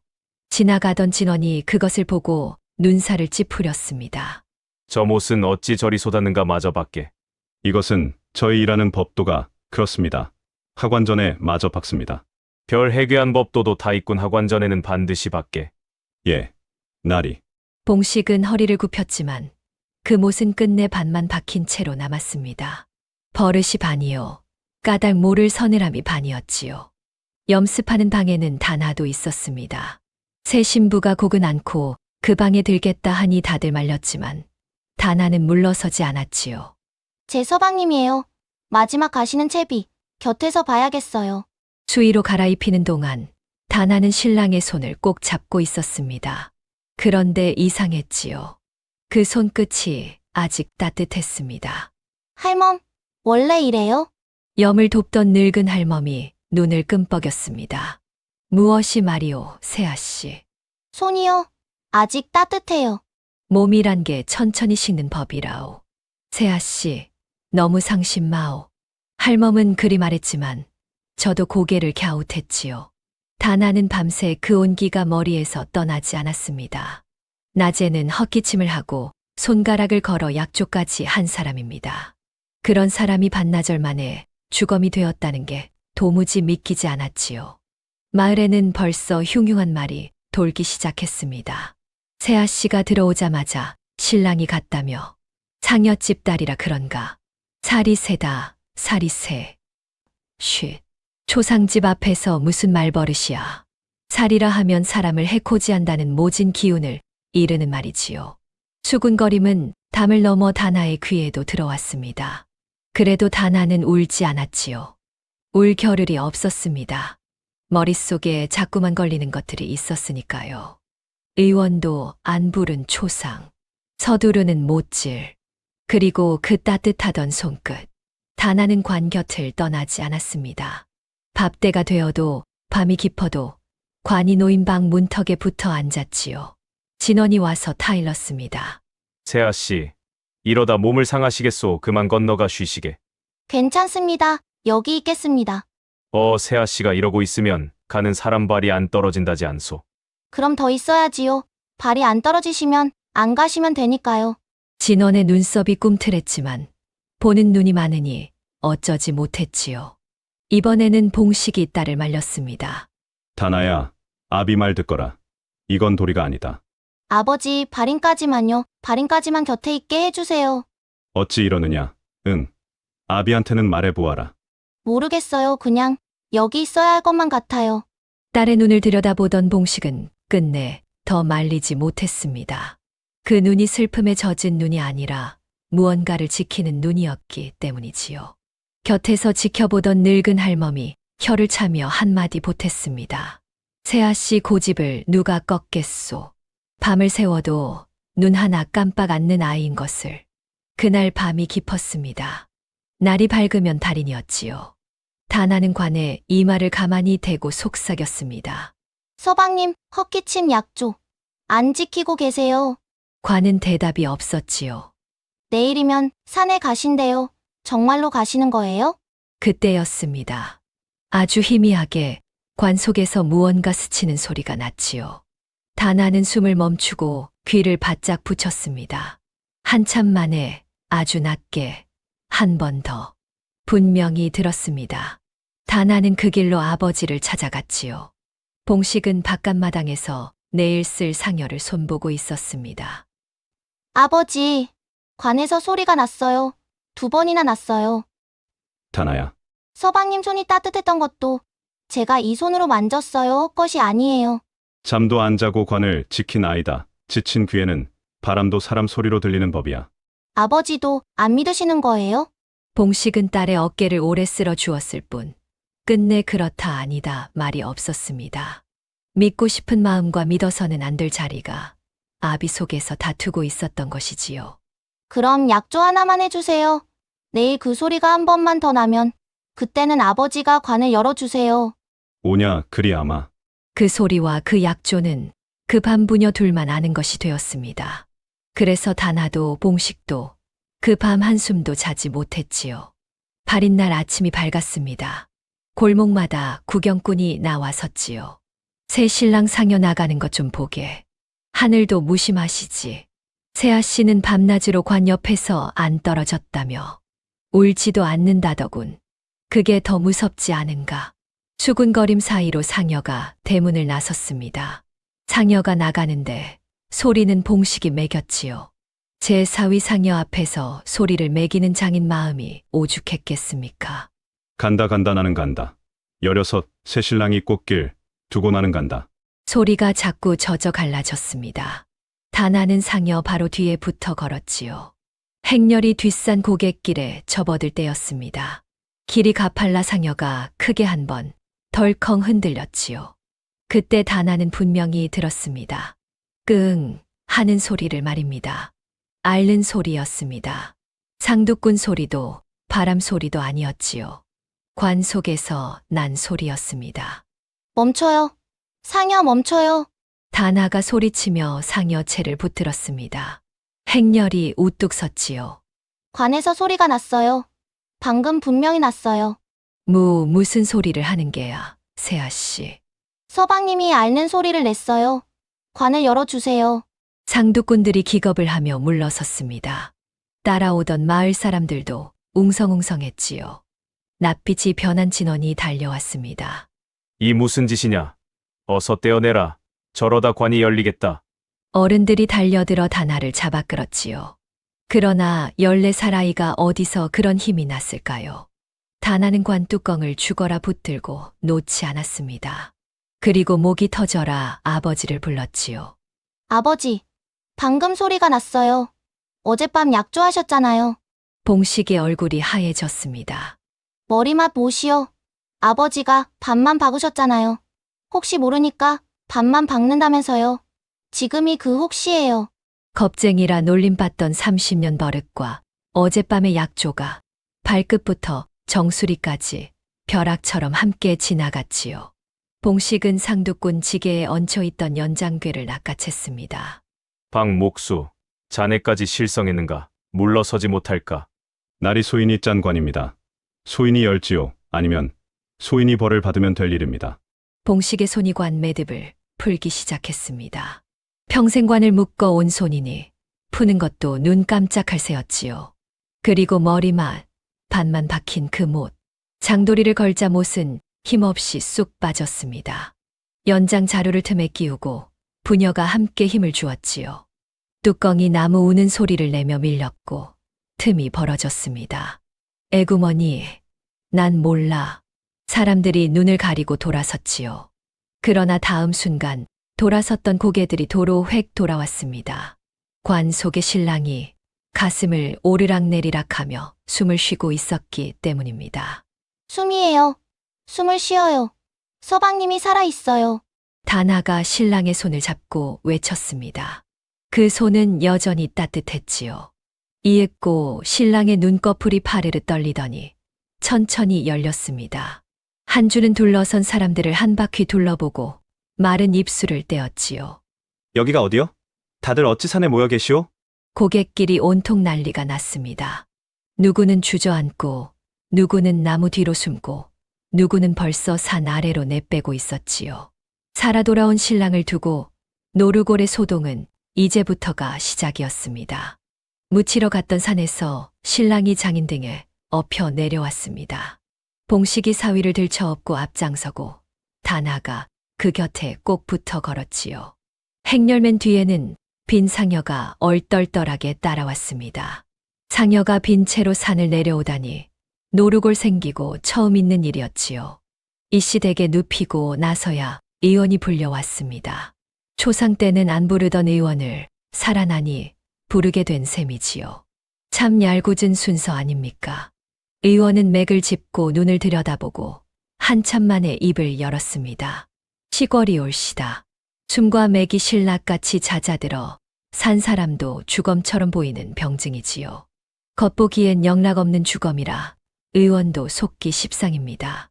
어찌 이런 일이 생긴단 말이오? 크게 놀랐거나 독한 것이 몸에 들었거나 지나간 일이라 딱 잘라 말하기는 어렵습니다. 독한 것. 그 말에 다나의 귀가 쫑긋했지만 아이는 내색하지 않았지요. 진호는 의원 곁에서 연신 가슴을 쓸어내렸습니다. 천지신명이 도우셨구나. 조카님이 살아 돌아오다니. 이런 경사가 어디 있는가. 입으로는 경사라 했지만 그 얼굴에는 기쁜 기색이 없었지요. 본래 장부와 곳간 열쇠는 혼례 다음 날 문중 앞에서 한주에게 넘기기로 되어 있었습니다. 그러나 초상이 날 뻔한 소동이 벌어지자 진호는 조카가 아직 병중이라는 핑계를 댔지요. 문중은 조카의 기력이 돌아온 뒤 보름째 되는 날 다시 모여 장부와 열쇠를 넘기기로 했습니다. 진원에게 남은 시간은 보름 남짓이었지요. 오래도록 진원의 손에 길들여진 하인들도 그날이 오기 전까지는 여전히 그의 눈치를 보았습니다. 그렇게 열쇠도 장부도 집안의 실권도 진원의 손에 며칠 더 남게 되었습니다. 한주는 이틀을 꼬박 미음만 넘기며 잠들었다 깨기를 되풀이했습니다. 사흘째 밤에야 정신이 또렷해진 한주에게 다나가 물었지요. 서방님, 그날 밤일 기억나세요? 술잔을 받은 데까지는 기억하오. 그 뒤로는 캄캄하오. 캄캄한 데서 무섭지 않으셨어요? 한주는 잠시 생각하다가 조그맣게 말했지요. 무서웠소. 그런데 그 캄캄한 중에 부인 목소리만은 들리는 듯했소. 헛기침 약조를 안 지킨다고. 누가 자꾸 나무라는 것 같습니다. 어머, 그래서 생각했소. 대답을 해야 하는데 하고 말이오. 다나는 코끝이 시큰해져서 얼른 딴청을 부렸습니다. 앞으로 약조는 꼬박꼬박 지키세요 아셨지요? 어엄. 됐어요. 오늘 취하셨어요. 부부는 마주 보고 웃었지요. 그러나 웃음 끝에도 다나는 의원의 그 말을 잊지 않고 있었습니다. 독한 것이 몸에 들었거나 라던 말을 말이지요. 조카가 정신을 차렸다는 말을 듣기가 무섭게 진원이 방을 찾았습니다. 병문안이었지요. 몸은 좀 어떠한가. 많이 나았습니다. 작은아버님 심려를 끼쳤습니다. 심려라니 조카가 살아 돌아왔는데 그런 말 말게. 진원은 머리맡에 앉아 이런저런 말을 늘어놓다가 지나가는 말처럼 슬쩍 물었습니다. 헌데 조카님 그날 밤일이 기억은 나는가. 술잔을 받은 데까지는 기억납니다. 그 뒤로는 캄캄합니다. 잔을 받은 데까지라 그 뒤는 아무것도? 예, 그런데 그것은 어찌 물으십니까? 어찌 묻긴 의원이 그러지 않던가. 크게 놀란 일이 있었는지 알아야 한다고 말일세. 놀란 일은 없었습니다. 그날은 제 평생 가장 기쁜 날이었는걸요. 그래. 그랬겠지. 푹 쉬시게.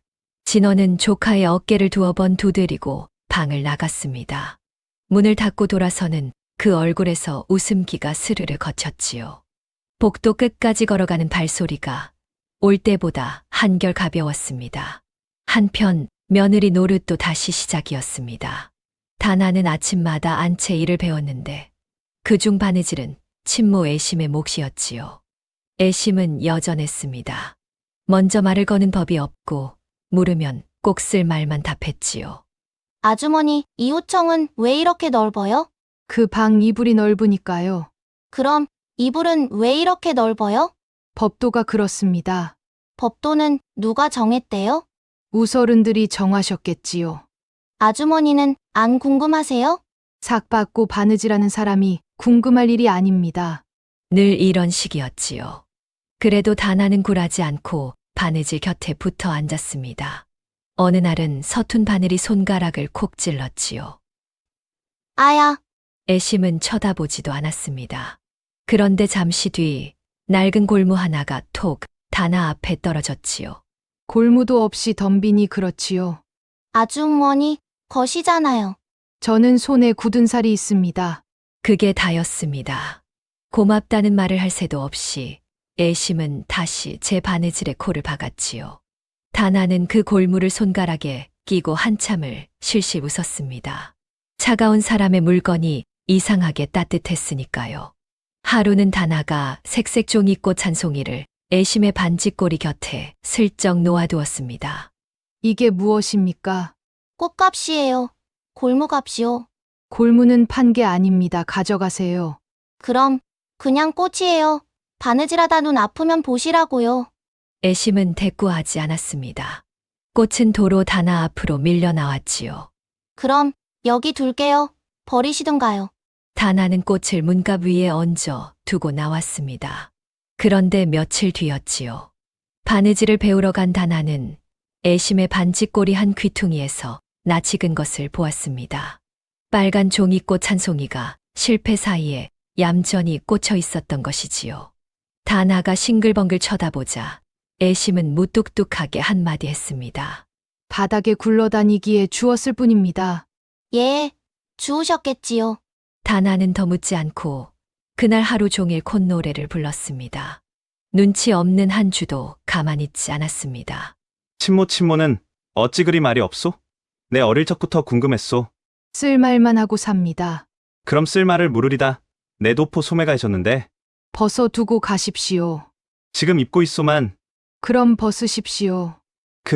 그러리다. 한 주가 병풍 뒤에서 부스럭대는 동안 다나는 웃음을 참느라 바늘을 3번이나 놓쳤지요. 또 어느 날은 박음질을 배우던 다나가 고개를 갸웃했습니다. 아주머니 박음질은 왜 자꾸 뒤로 떠요? 앞으로만 가면 2배는 빠르겠는데요. 한 땀 나아가려면 반 땀을 되돌아 떠야 합니다. 답답하게요? 앞으로만 뜬 실은 당기면 주르륵 풀립니다. 되돌아 뜬 실은 안 풀리지요. 그래서 박음질입니다.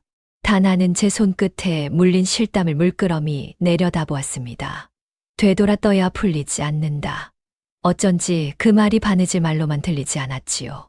다나는 그 말을 골무와 함께 오래 간직하기로 했습니다. 며칠 뒤 몸이 성해진 한 주가 처음으로 마을 나들이에 나섰습니다. 장터 어귀에 들어서자마자 물동이를 이고 오던 안악과 딱 마주쳤지요. 좋은 아침이오. 쨍그랑 물동이가 박살나고 안악은 뒤도 안 돌아보고 내달렸습니다. 귀신이다. 죽은 도련님이 걸어 다닌다. 장터가 삽시간에 아수라장이 되었지요. 생선 좌판이 엎어지고 엿장수는 엿판을 진 채로 담을 넘었습니다. 소금팍에 놓이는 소금을 한 줌 냅다 뿌렸지요. 물렀거라. 이 소금이 안 보이느냐? 보입니다만 어른 그리 뿌리시면 아깝지 않소? 어이쿠, 말도 한다. 귀신이 말도 해. 노인마저 소금 자루를 안고 달아나 버렸습니다. 한 주는 텅 빈 장터 한복판에 우두커니 서서 다나를 돌아보았지요. 부인 내가 그리도 반가운가 보오. 예, 서방님 아주 야단났네요. 다나는 웃어야 할지 한숨을 쉬어야 할지 몰랐습니다. 살아 돌아온 것은 더없이 기쁜 일인데 노르골 사람들에게 한 주는 아직 산 사람이 아니었던 것이지요. 그 무렵 이씨 댁 대문은 아침마다 볼만했습니다. 밤사이 누가 붙이고 갔는지 부적이 덕지덕지 붙어 있었던 것이지요. 문지방에는 팥이 한 줌씩 뿌려져 있었습니다. 부인 우리 집 대문이 선앙당이 다 되었구려. 그러게요. 인심도 좋지. 팥이 아깝지도 않은가 봐요. 주워다 죽이나 쑤어 먹을까요? 귀신 쫓는 팥죽이면 나는 못 먹는 건 아니오? 아니지 나는 귀신이 아니지. 이제야 아셨어요? 부부는 부적을 떼며 한참을 웃었습니다. 그날 저녁 이씨 댁 담 밖에서는 밤늦도록 수군거림이 오갔습니다. 그러니까 관에서 나온 사람이 밥도 먹고 말도 한다. 이거지. 내 눈으로 보기 전엔 못 믿네. 절대로 못 믿어. 보긴 뭘 봐. 눈 마주치면 어쩌려고. 산 사람을 산 사람으로 믿게 하는 일.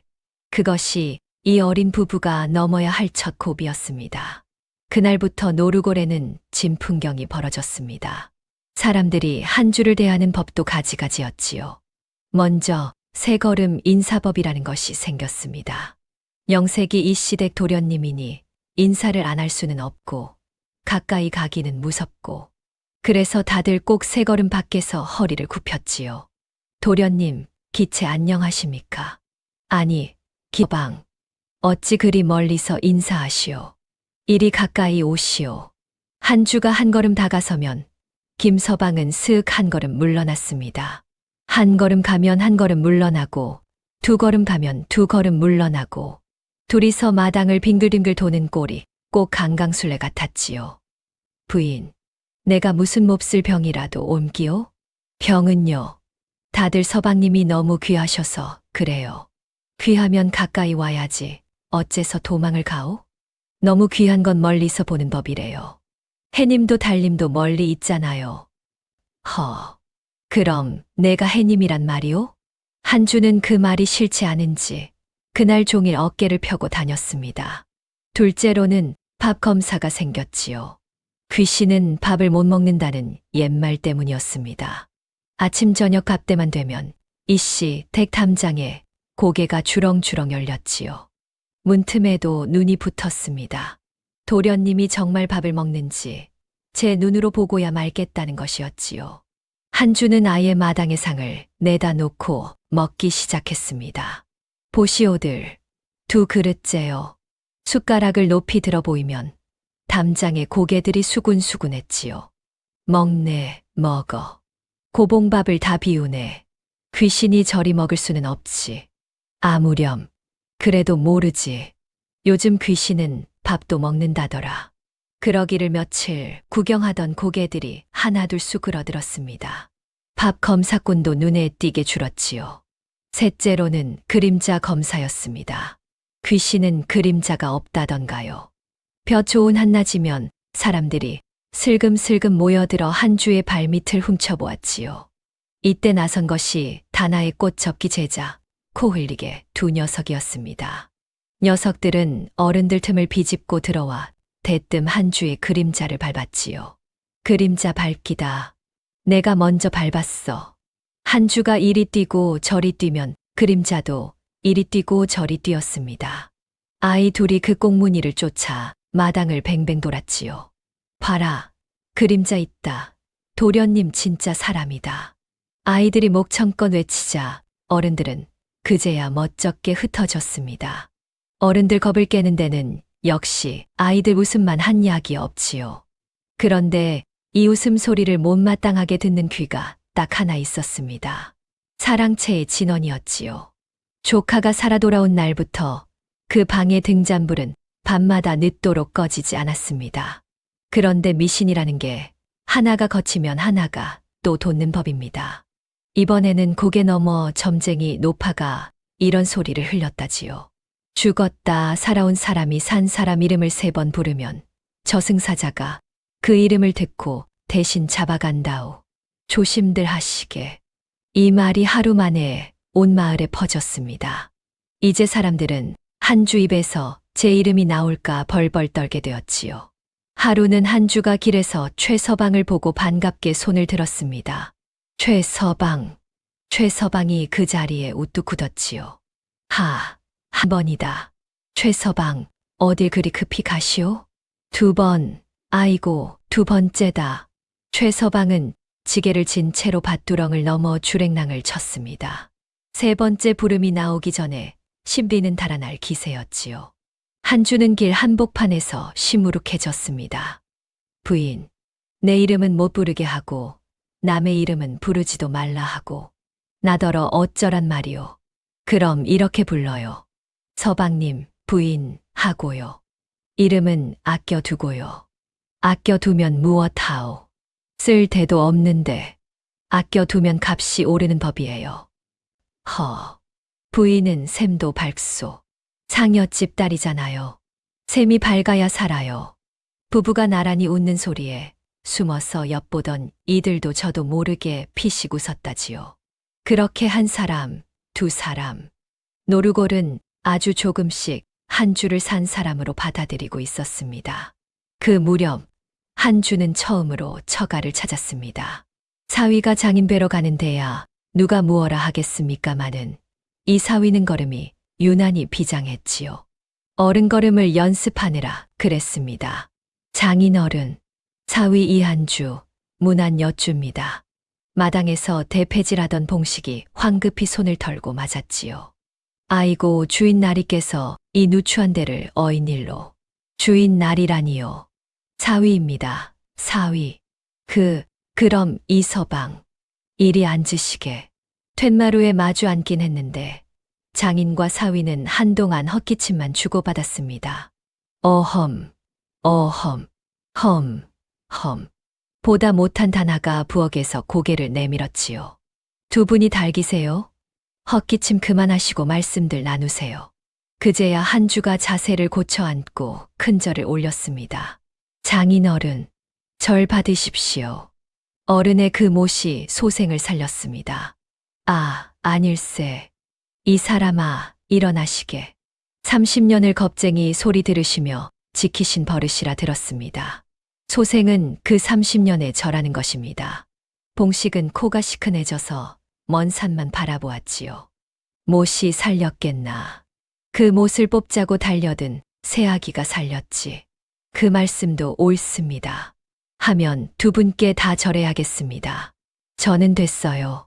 절 받으면 늙는데요. 그런 말이 어디 있소. 방금 제가 지었어요. 셋이서 한바탕 웃었습니다. 돌아가는 사위의 뒷모습을 보며 봉식은 오래도록 마당에 서 있었지요. 사위의 관을 짜던 날 그 무겁던 손이 이제야 조금 가벼워진 듯 했습니다.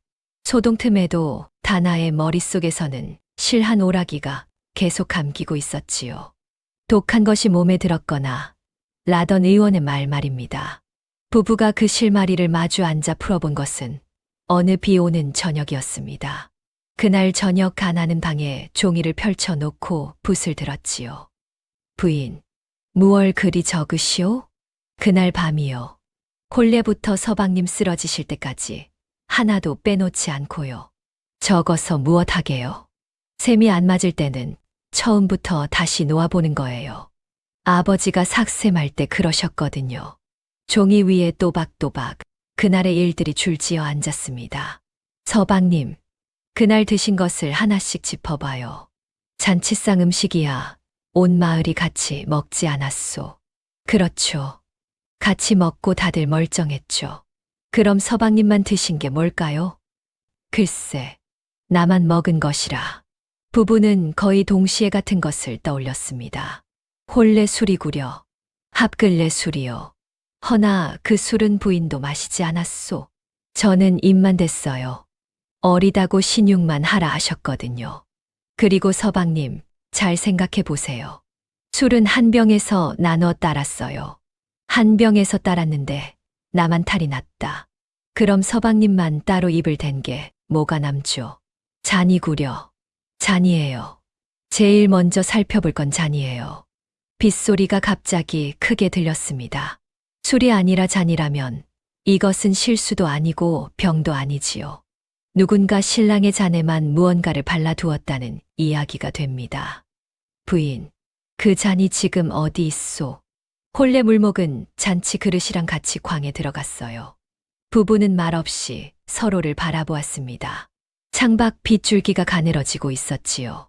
다나가 등불을 챙겨 들며 일어섰습니다. 가요, 서방님. 광으로요. 지금 말이오? 이 밤에 잔이 발이 달렸으면 어쩌시려고요. 오늘 밤에 확인해요. 14살 부인의 손에 이끌려 16 서방님은 꼴깍 침을 삼키며 밤마당으로 나섰습니다. 밤 광문이 삐걱 열리고 등불이 어둠을 밀어냈습니다. 잔치 그릇이 궤장마다 차곡차곡 쌓여 있었지요. 홀레 물목은 따로 모았을 거예요. 붉은 보자기를 찾아요. 한참을 뒤진 끝에 시렁 위에서 붉은 보자기가 나왔습니다. 풀어보니 나무 기러기며 청시홍시이며 그날의 물건들이 고스란했지요. 그리고 그 틈에 표주박 잔 한 쌍이 얌전히 들어 있었습니다. 이것이구려. 불 좀 가까이요. 다 나는 잔 두 짝을 등불에 비춰보았습니다. 푸른 매듭이 달린 신부잔은 뽀얀 속살 그대로였지요. 그런데 붉은 매듭이 달린 신랑 잔은 달랐습니다. 안쪽에 오칠처럼 반질한 막이 한 겹 발려 있었던 것이지요. 코를 대보니 씁쓸한 냄새가 훅 끼쳤습니다. 잔치 뒤 물로 씻었을 텐데도 그 막은 벗겨지지 않은 채 그대로였지요. 어디 맛을 좀 볼까? 안 돼요. 다나가 기겁을 하며 잔을 낚아챘습니다. 2번씩이나 관에 드실 참이에요. 그것은 사양하겠소. 이칠이에요. 술이 이칠에 닿아서 서방님 몸에 든 거예요.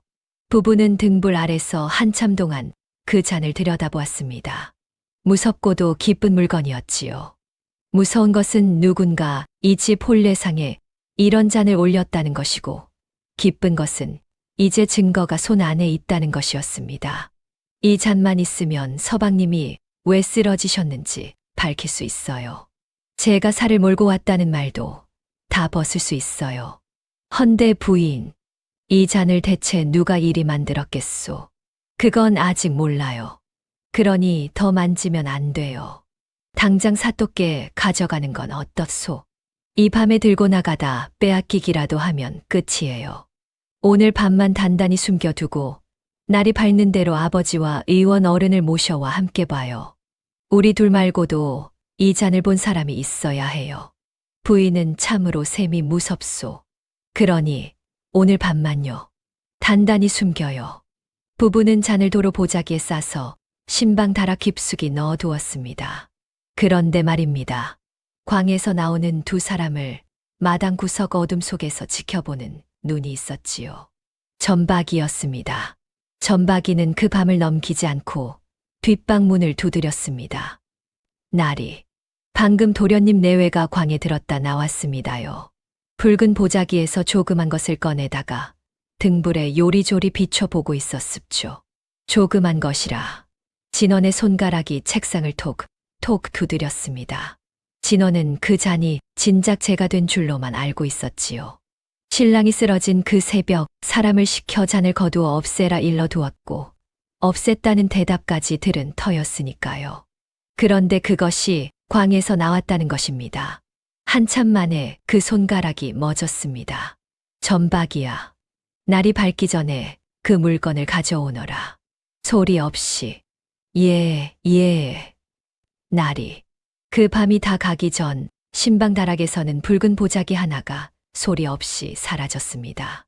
점박이가 가져온 보자기를 진원은 뒷방 등불 아래서 손수 풀어보았지요. 붉은 실매듭을 확인한 진원의 눈이 가늘게 좁혀졌습니다. 태웠다던 것이 어찌 광에 있었더냐. 예, 쇳내는 그저 시키신 대로. 내게 물은 말이 아니다.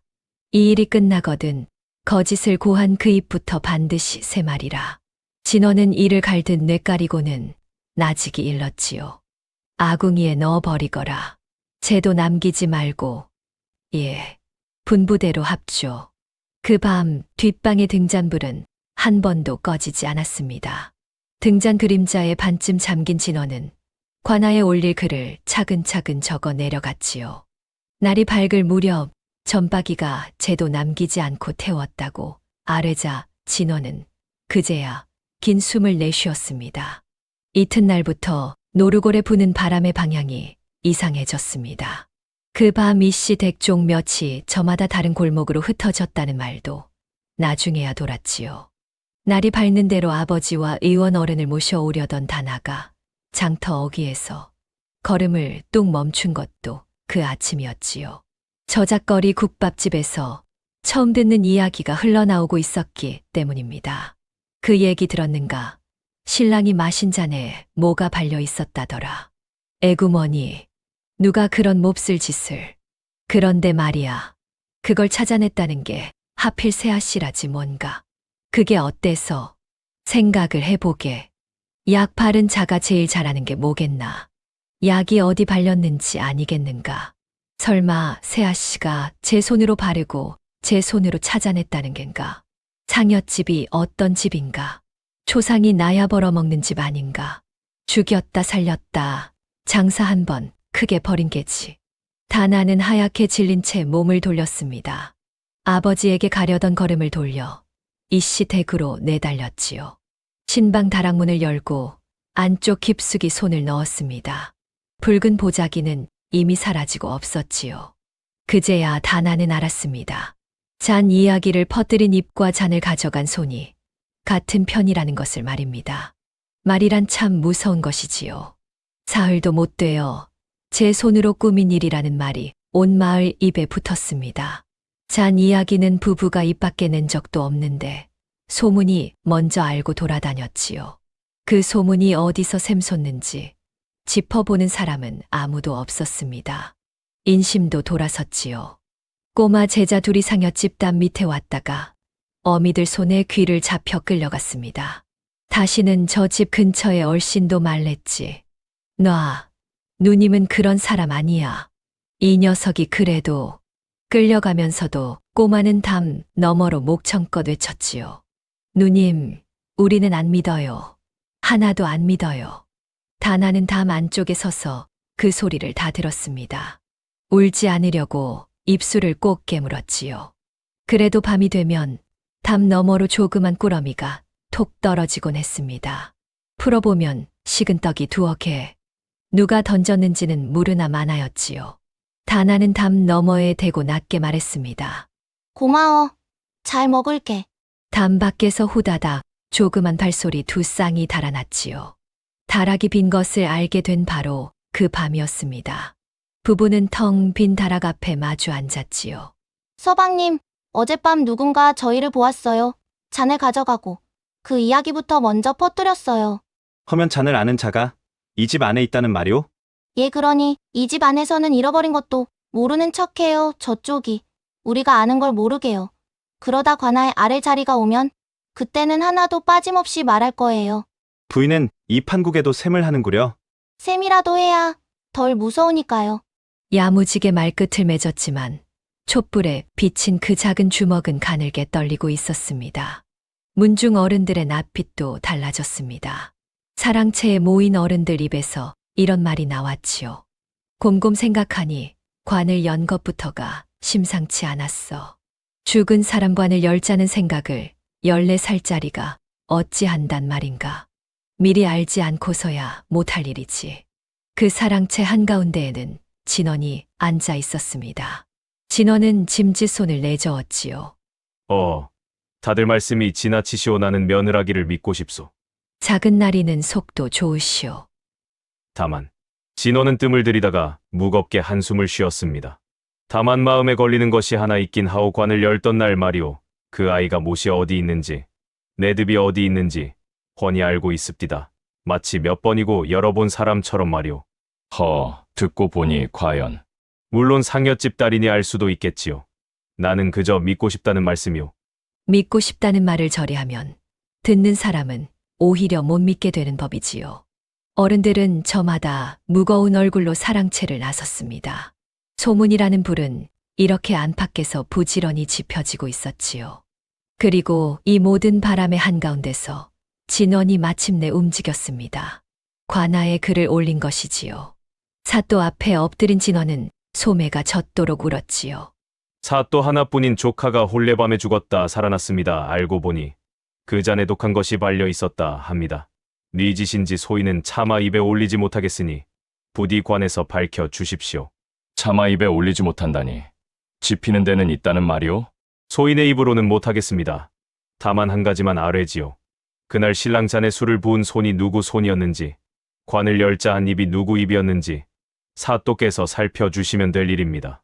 차마 의심하고 싶지는 않으나 두렵습니다. 혼절시키는 약을 먹이고 관 못을 불어 느슨히 박아 두었다가 사람들 보는 앞에서 살려낸 체한 것이라면 어찌합니까? 어린 조카의 마음을 사로잡아 이 집 살림까지 움켜쥐려는 계책이라면 말입니다. 진원이 그 밤 책상 앞에서 적어 내려가던 글이 바로 이것이었지요.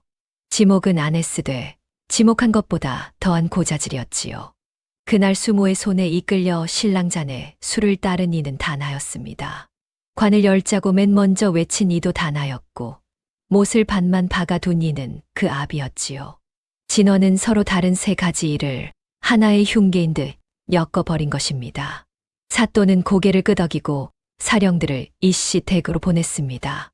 이씨 댁 대문을 두드리는 소리가 쿵 울린 것은 그날 해에 질 무렵이었지요.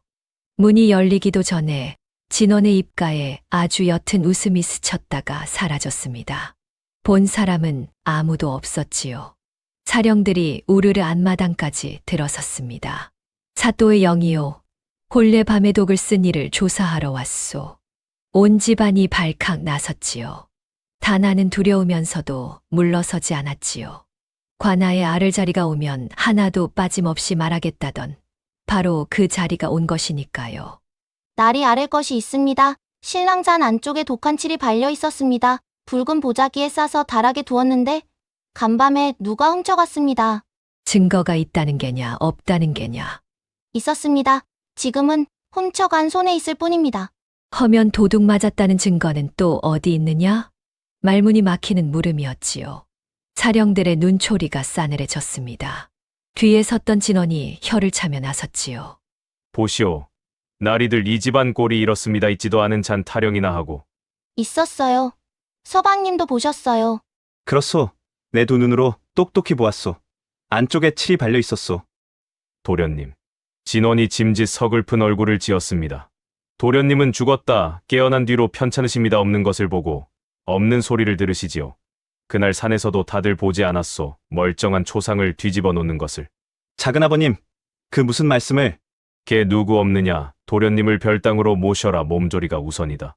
하인들이 우르르 달려들어 한 주를 별당으로 끌고 갔습니다. 한 주가 몸부림치며 외치는 소리가 담을 넘었지요. 부인, 내 말은 진짜요? 부인, 조금만 기다리시오. 사령들은 이제 완전히 기울어 있었습니다. 그도 그럴 것이 짜 맞춘 듯 아귀가 맞았으니까요. 신랑 잔에 술을 부은 손은 신부, 잔을 찾아냈다는 것도 신부, 그리고 관 뚜껑 못을 반만 박아둔 것은 신부의 아비. 박봉식은 오라를 받으라. 관 뚜껑 못을 반만 박아둔 까닭을 사또께 아뢰어야겠다. 상여집으로 들이닥친 사령들이 봉식을 묶었습니다. 봉식은 뜻밖에도 담담했지요. 나리들, 묻구시지요. 다만 한 말씀만 올리겠습니다. 그 못은 30년 버릇입니다. 노르골 아무나 붙잡고 물어보십시오. 30년, 버릇 좋아하시네. 30년을 준비했다는 말로 들리는구나. 같은 못을 두고도 믿는 눈에는 버릇이요. 의심하는 눈에는 계략이었지요. 끌려가는 아버지 뒤로 다나가 맨발로 쫓아 나왔습니다. 아버지, 아버지, 다나야. 봉식은 오라에 묶인 채로 고개만 돌렸지요. 아비 걱정은 말거라. 밥 굶지 말고. 알았느냐? 밥 굶지 말고. 옥으로 끌려가는 마당에도 딸 밥 걱정이었습니다. 다나는 흙바닥에 주저앉아 멀어지는 아버지 등을 하염없이 바라보았지요. 그날로 다나도 이씨 댁에서 쫓겨났습니다. 진원은 대문 앞에서 점잖게 말했지요. 관아의 처분이 날 때까지 세아 씨는 친정에 가 계시게 죄인의 딸을 어찌 이 집에 두겠는가. 우리 아버지, 죄인 아니에요. 그거야 관아에서 가릴 일이고. 진원은 몸을 숙여 다나에게만 들리게 나직이 덧붙였습니다. 처음부터 알아봤어야지. 상여집 것이 어딜 감히 양반과 문턱을 넘어. 대문이 쿵 닫혔습니다. 다나는 그 길로 관아 옥으로 달려갔습니다. 그러나 옥리는 창을 엇갈려 막았지요. 죄인 면회는 아니 된다. 밥이요. 밥만 넣어주세요. 우리 아버지 밥이요. 자식도 아니 된데도 그러는구나. 다나는 물러나는 척하다가 옥탐장 밖으로 빙 돌아가 목청껏 외쳤습니다. 아버지, 저 왔어요. 들리세요? 담장 안쪽에서 한참 만에 귀에 익은 목소리가 넘어왔지요. 다나냐, 어찌 여길 왔느냐? 아버지, 밥 드셨어요? 먹었다. 옥에서 주는 밥도 뚝딱 비웠다. 거짓말 아버지, 거짓말하실 때 목소리 커지는 거 다 알아요. 이 녀석한테는 당할 수가 없구나. 담장 하나를 사이에 두고 부녀는 한참을 그렇게 주고받았습니다. 다나야 아비는 괜찮다. 하늘이 알고 땅이 아는 일이니 기죽지 말거라. 그리고 들어두어라. 사또께서 내일 아침 아비를 다시 문초하신다더라. 그날로 다 결판이 난다는구나. 내일 아침요? 오냐 허니 너는 오지 말거라. 볼 것이 못 되느니라. 다나는 대답하지 않았습니다. 대답 대신 담장 너머로 크게 외쳤지요. 아버지, 저 상여집 박다나예요. 기죽지 않아요. 오냐 그래. 내 딸이다.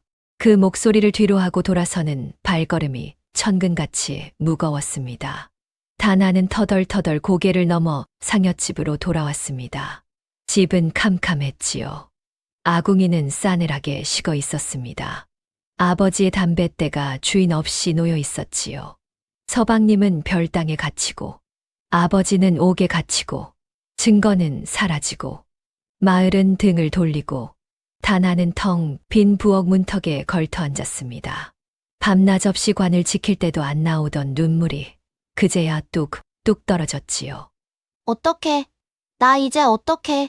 14살 아이의 울음소리가 빈집에 오래오래 고였습니다. 얼마나 울었을까요? 다나는 퉁퉁 부은 눈으로 마당을 건너 아버지의 작업장 문을 열었습니다. 아버지 냄새라도 맡고 싶었던 것이지요. 대패밥 냄새, 나무 냄새. 작업대 위에는 아버지가 손보다 만 문짝이 하나 얹혀 있었습니다. 그리고 그 모서리에 못 하나가 반만 박힌 채 솟아 있었지요. 다나는 그 못 대가리를 손끝으로 가만히 쓸었습니다. 아버지 목소리가 들리는 듯 했지요. 무슨 일이든 못 하나는 반만 박아두는 법이니라. 혹시 모르니 하던 그 목소리 말입니다. 우스갯소리인 줄만 알았습니다. 겁쟁이 버릇인 줄만 알았지요. 그런데 이제야 알겠습니다. 아버지의 못은 겁이 아니었습니다. 행여 돌아올 사람이 있거든 언제든 열리라고 문 한 짝을 반만 잠가 두는 마음이었지요. 그 반 박힌 못 하나가 서방님을 살렸습니다. 그런데 지금 저는 어떻습니까? 다 끝났다고 어떡하냐고 제 손으로 끝이라는 못을 꽝꽝 박아 넣고 있지 않습니까? 아직 반이 남았어요. 아버지? 다나는 소매로 눈물을 쓱 닦았습니다. 울음은 거기까지였지요. 그때 작업장 문이 삐그덕 열렸습니다. 꼬마 제자 둘이 숨을 헐떡이며 서 있었지요. 누님, 여기 있었구나. 너희들 어미한테 또 혼난다서 가. 도련님이 글을 보냈어요. 별당 개구멍으로요. 꼬마가 품에서 꼬깃꼬깃한 종이를 꺼냈습니다. 펼쳐보니 삐뚤빼뚤 급히 쓴 글씨였지요.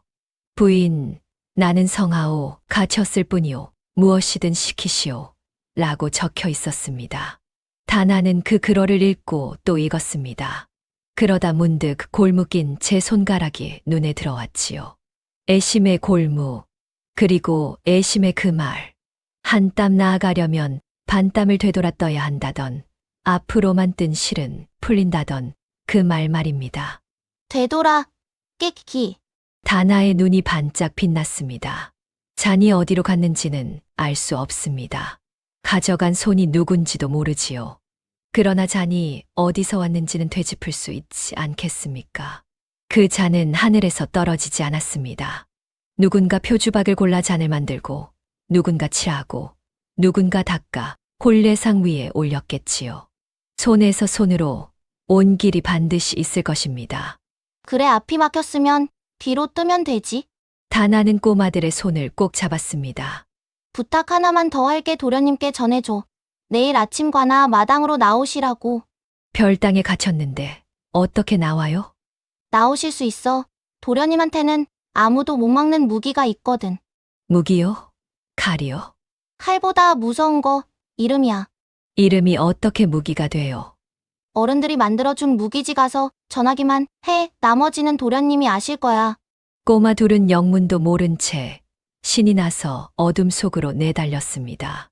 그 밤 이씨 댁 침모방에서도 여인 하나가 잠을 이루지 못했습니다. 애심은 반지꼬리를 몇 번이나 열었다 닫았지요.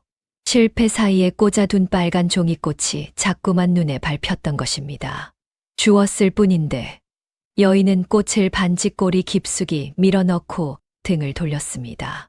그러나 그 밤 침모방의 등잔불은 새벽 달기 올 때까지 꺼지지 않았지요. 이튿날 새벽 별당 담장 아래서 소동이 벌어졌습니다. 담을 넘던 한 주가 지키던 하인에게 들킨 것이지요. 또 도련님, 어딜 넘으십니까? 못 갑니다요. 갑쇠야. 하인이 그대로 얼어붙었습니다. 한 번. 갑쇠야. 두 번. 아이고 어머니. 갑쇠. 세 번째가 나오기도 전에 갑쇠는 빗자루를 내던지고 뒷걸음질로 주랭랑을 쳤습니다. 망을 보던 전박이도 사색이 되었지요. 다음 차례는 제 이름이라는 걸 깨달은 것입니다. 쇳내는 아무것도 못 들은 걸로 하겠습니다요. 전박이는 제 발로 헛간에 들어가 문을 닫아 걸었습니다. 한 주는 유유히 담을 넘어 떠오르는 아침 해를 등지고 관하로 내달렸지요. 아껴두었던 이름값을 이렇게 받는 날도 오는 것입니다. 그날 아침 해가 오르기 무섭게 고을 관아 마당은 노루골 사람 반절이 모여든 장터 같았습니다. 죽었다 살아난 도련님이 제 발로 관아에 들었다는 소문이 새벽 바람보다 빨랐던 것이지요. 동원 마루에 사또가 앉고 뜰 아래에는 오라에 묶인 봉식이 꿀려 있었습니다. 진원은 그 곁에 점잖게 서 있었지요. 그리고 뜰 한가운데 16세 주인과 14살 새 아씨가 나란히 섰습니다. 고개를 넘어 달려온 단아의 버선에는 흙이 잔뜩 묻어 있었지요. 오지 말라던 아버지의 말을 딸은 하나도 듣지 않은 것입니다. 사또 병중인 조카가 여기까지 나온 것부터가 저 아이가 도련님을 홀렸다는 증거올시다. 작은아버님 소생은 홀리지도 않았고 편찮지도 않습니다. 한주는 사또를 향해 큰 절을 올렸습니다. 이씨 집안의 종손 이한주, 사또께 아릅니다. 혼례밤에 죽었다는 자가 바로 소생입니다. 죽었다는 자가 살아 돌아와 제 일을 아르겠다는데 이보다 확실한 증인이 어디 있겠습니까? 구경꾼들이 크게 술렁였지요. 사또가 수염을 쓸며 고개를 끄덕였습니다. 과연 그렇다. 당사자의 말부터 들어보자. 사또, 아니 됩니다. 병자의 말을 어찌. 죽은 자도 말을 하는 고을에서 산 자의 말을 못 들을 게 무엇냐. 사또의 한마디에 진원의 입이 막혔지요. 한주는 그날 밤 일을 차근차근 아뢰었습니다. 잔을 받은 데서 기억이 끊긴 일, 광에서 찾아낸 잔, 안쪽에 반질한 칠, 그리고 감쪽같이 사라진 잔까지 말이지요. 다 듣고 난 사또가 미간을 좁혔습니다. 얘기는 알겠다 허나 잔이 없다 증거 없이는 누구의 말도 세울 수 없느니라. 지당하신 말씀입니다. 애초에 그런 잔이 있기나 했는지. 사또님, 맑은 목소리가 마당을 갈랐습니다. 다나가 한 걸음 나서서 절을 올렸지요. 잔이 어디로 갔는지는 저도 모릅니다. 그러니 오늘은 그것을 묻지 않겠습니다. 대신 딱 한 가지만 여쭙게 해주세요. 말해 보아라. 그날 그 잔은 누구 손을 거쳐 혼례상에 올랐습니까? 마당이 조용해졌습니다. 잔은 하늘에서 떨어지지 않습니다. 누군가 만들고, 누군가 닦고, 누군가 상에 올렸겠지요. 바느질도 한 땀 나아가려면 반땀을 되돌아 뜬다는데 이 일도 온기를 되짚으면 바른 손과 구부러진 손이 갈릴 것입니다. 사또의 눈이 번뜩였습니다. 영특하구나 좋다. 그날 혼례상을 차린 자들을 모두 앞으로 불러라. 먼저 부엌 어멈이 불려 나왔지요. 어멈은 벌벌 떨며 아뢰었습니다. 술은 소인이 걸렀습니다요. 허나 잔은 소인이 안 났습니다. 잔은 그러니까 그 잔은 어멈의 눈이 저도 모르게 한쪽으로 흘렀습니다. 사람들의 눈이 우르르 그 시선을 따라갔지요. 마당 구석 하인들 틈에 서 있던 친모 애심이었습니다. 잔은 친모가 가져와서 친모가 올렸습니다요. 귀한 잔이니 신랑 상에 꼭 이것을 놓으라 했습죠. 그게 무슨 잔인지 소인은 몰랐고 무서워서 여태 입도 못 댔습니다요. 웅성웅성 모든 눈이 애심에게 쏠렸습니다. 애심은 고개를 숙인 채 미동도 없었지요. 진원이 재빨리 끼어들었습니다. 친모는 시키는 대로 상이나 차리는 아랫사람이오 저런 것이 무얼 알겠소. 그런데 그 말이 떨어지기가 무섭게 애심이 천천히 고개를 들었습니다. 그러고는 마당 한가운데로 걸어 나왔지요. 한 걸음, 한 걸음. 평생 구석으로만 다니던 사람이 처음으로 한가운데를 걷는 그런 걸음이었습니다. 애심은 사또 앞에 무릎을 꿇었지요. 그 잔 제가 올렸습니다. 저, 저것이 실성을 했나? 혼례 전날이었습니다. 작은 나리께서 소인을 부르셨지요. 표주박 잔 한 쌍을 주시면서 귀한 잔이니 신랑상에 꼭 이것을 올리라 하셨습니다. 마당이 그대로 얼어붙었습니다. 그때는 아무것도 몰랐습니다. 그저 귀한 혼례 잔인 줄로만 알았지요. 그런데 신랑께서 쓰러지신 그 새벽, 작은 나리께서 소인을 다시 부르셨습니다. 무어라 하시더냐. 그 잔을 찾아 남김없이 태우라 하셨습니다. 그제야 소인은 그 잔에 무슨 짓이 있었는지 짐작했지요. 하여 어찌하였느냐. 무서워서 따져 묻지는 못했습니다. 그렇다고 차마 태우지도 못했지요. 태웠다고 거짓으로 아뢰고 혼례 물목 보자기 속에 도로 숨겨 두었습니다.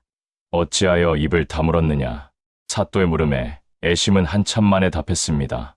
무서웠습니다. 낮은 것이 입을 열면 목이 먼저 달아나는 줄 알고 50해를 살았습니다. 입을 다무는 것이 사는 길인 줄로만 알았지요. 소인도 젊어서 꼭 한번 바른 말을 한 적이 있습니다. 그날로 아이를 업고 그 집에서 쫓겨났지요. 그 뒤로 소인의 입은 돌이 되었습니다. 애심의 목소리가 조금 떨렸습니다. 그런데 그 댁새 아씨가 소인 곁에 자꾸 와서 앉았습니다. 골무 하나를 주었더니 며칠 웃고 다녔지요. 그 뒤로 소인은 하루도 발 뻗고 잔 날이 없습니다. 애심은 이마를 땅에 대었습니다. 벌은 달게 받겠습니다. 다만 저 어린 내외와 저 목수에게는 아무 죄가 없습니다. 다나는 두 손으로 입을 막았습니다. 골무를 던져주던 그 무뚝뚝한 손이 지금 온 마을 앞에서 저를 살리려 떨고 있었으니까요. 그러나 진원은 물러서지 않았습니다. 사또, 저것의 모함이오. 잔을 주었다는 증거가 어디 있소? 애초에 있지도 않은 잔이란 말이오. 진원이 핏대를 세웠지요.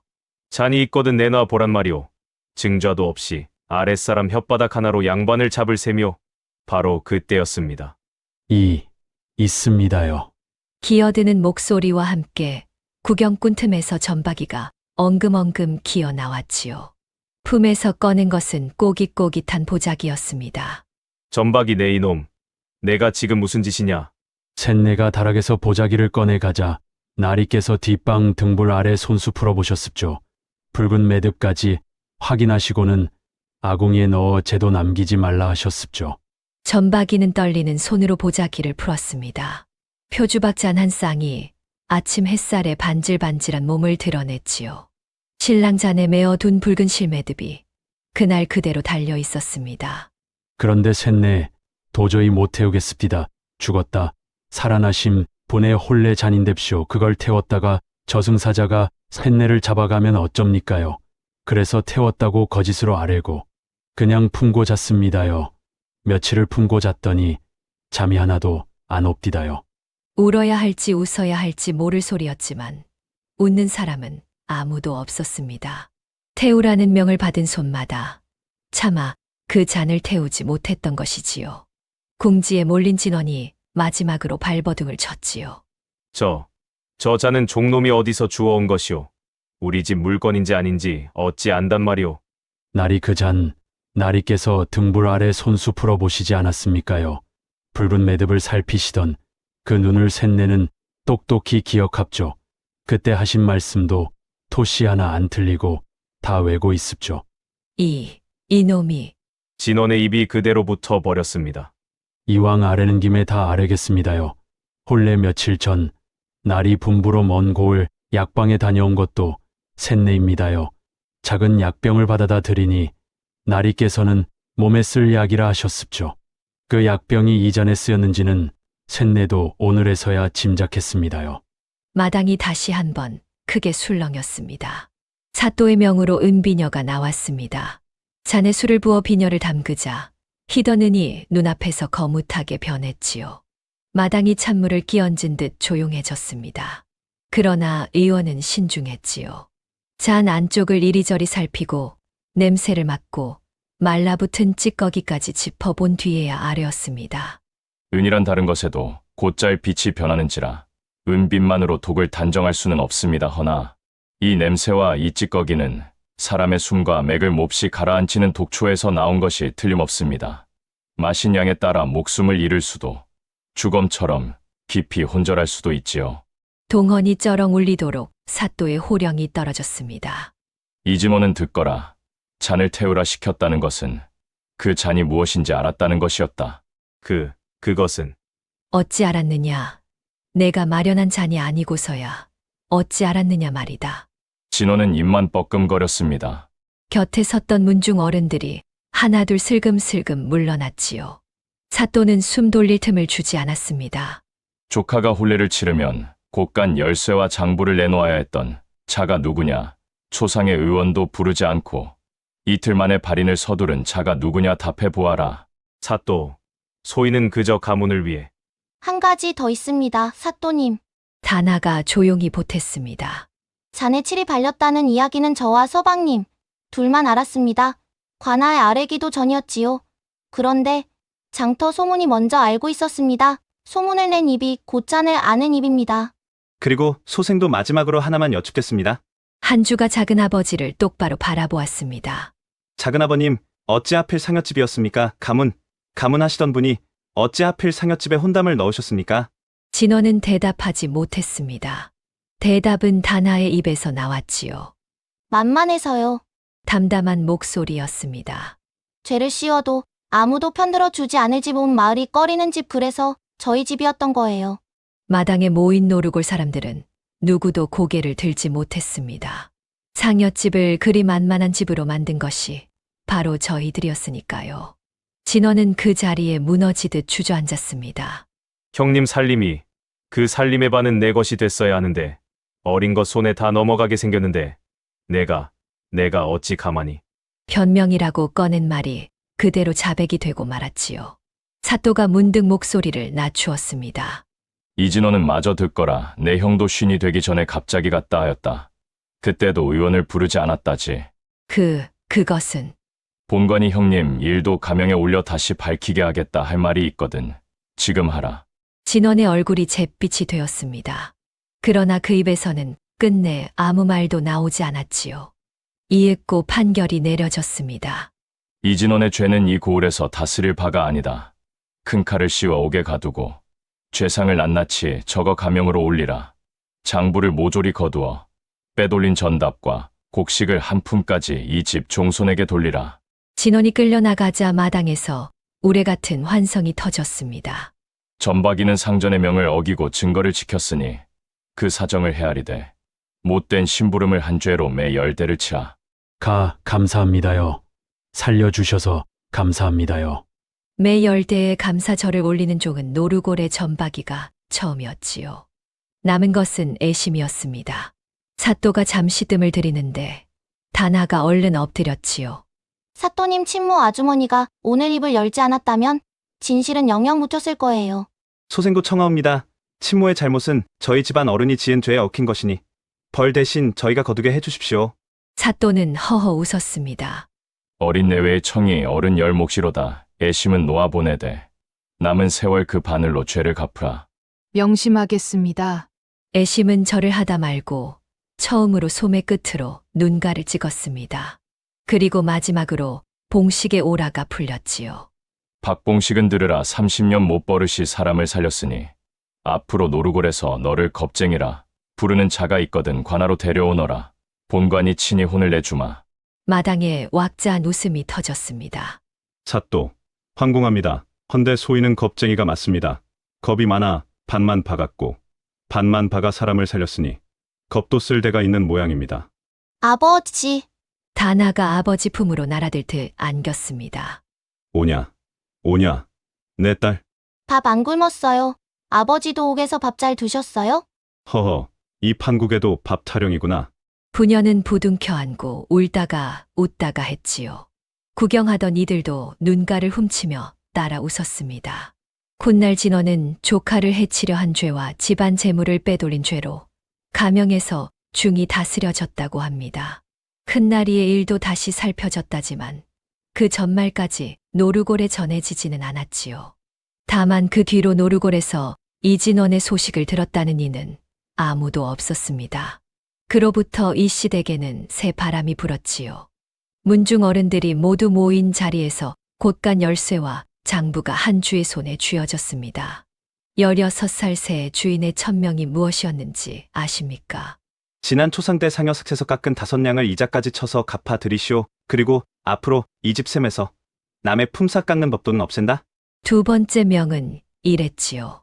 잔치를 열겠소. 지난 혼례는 끝이 사나웠으니 처음부터 다시 하는 셈치겠소. 이씨 댁 마당에 다시 차일이 쳐지고 국수솥에서 김이 펄펄 올랐습니다.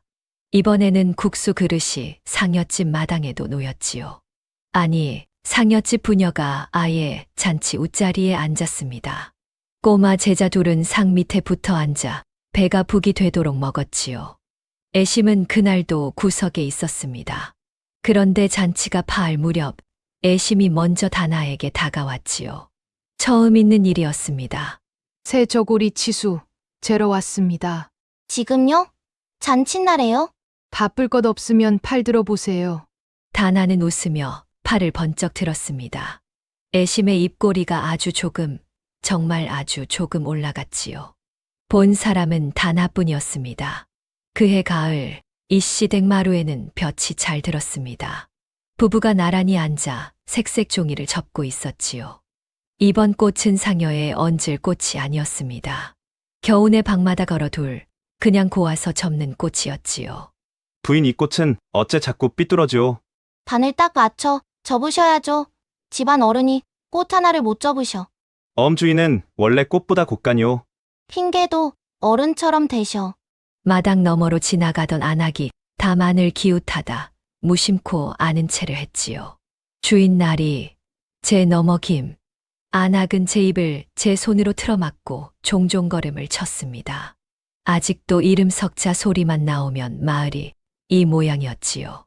한 주가 한숨을 쉬자 다나가 까르르 웃었습니다. 서방님 저는요. 서방님이 제 이름을 3번 아니라 100번을 불러도 100번 다 대답할 거예요. 진정이오? 그럼요. 불러보세요. 박다나, 예, 박다나, 박다나. 예, 예 거봐요. 저승사자보다 제가 빠르지요. 웃음소리가 담을 넘어 노루골 고삿길로 퍼져나갔습니다. 그 소리를 들은 마을 사람들도 이제는 마주 웃었지요. 담 밖을 지나던 봉식도 걸음을 멈추고 그 웃음소리를 들었습니다. 오래전 아내가 웃던 꼭 그 웃음소리였지요. 세상 일에 끝났다는 못을 너무 깊이 박지 마십시오. 반만 남겨둔 그 틈으로 돌아올 사람이 돌아오고 들어올 복이 들어오는 법이니까요. 노루골 상여집에 반박힌 못 이야기는 그렇게 오래오래 전해졌다고 합니다. 오늘의 이야기는 여기까지입니다. 다음 영상을 빠르게 만나보시려면 좋아요와 구독을 눌러주세요. 지금 화면에 나오는 더 재미있는 영상들도 함께 해주세요. 그럼 모두 행복한 하루 보내세요. 감사합니다.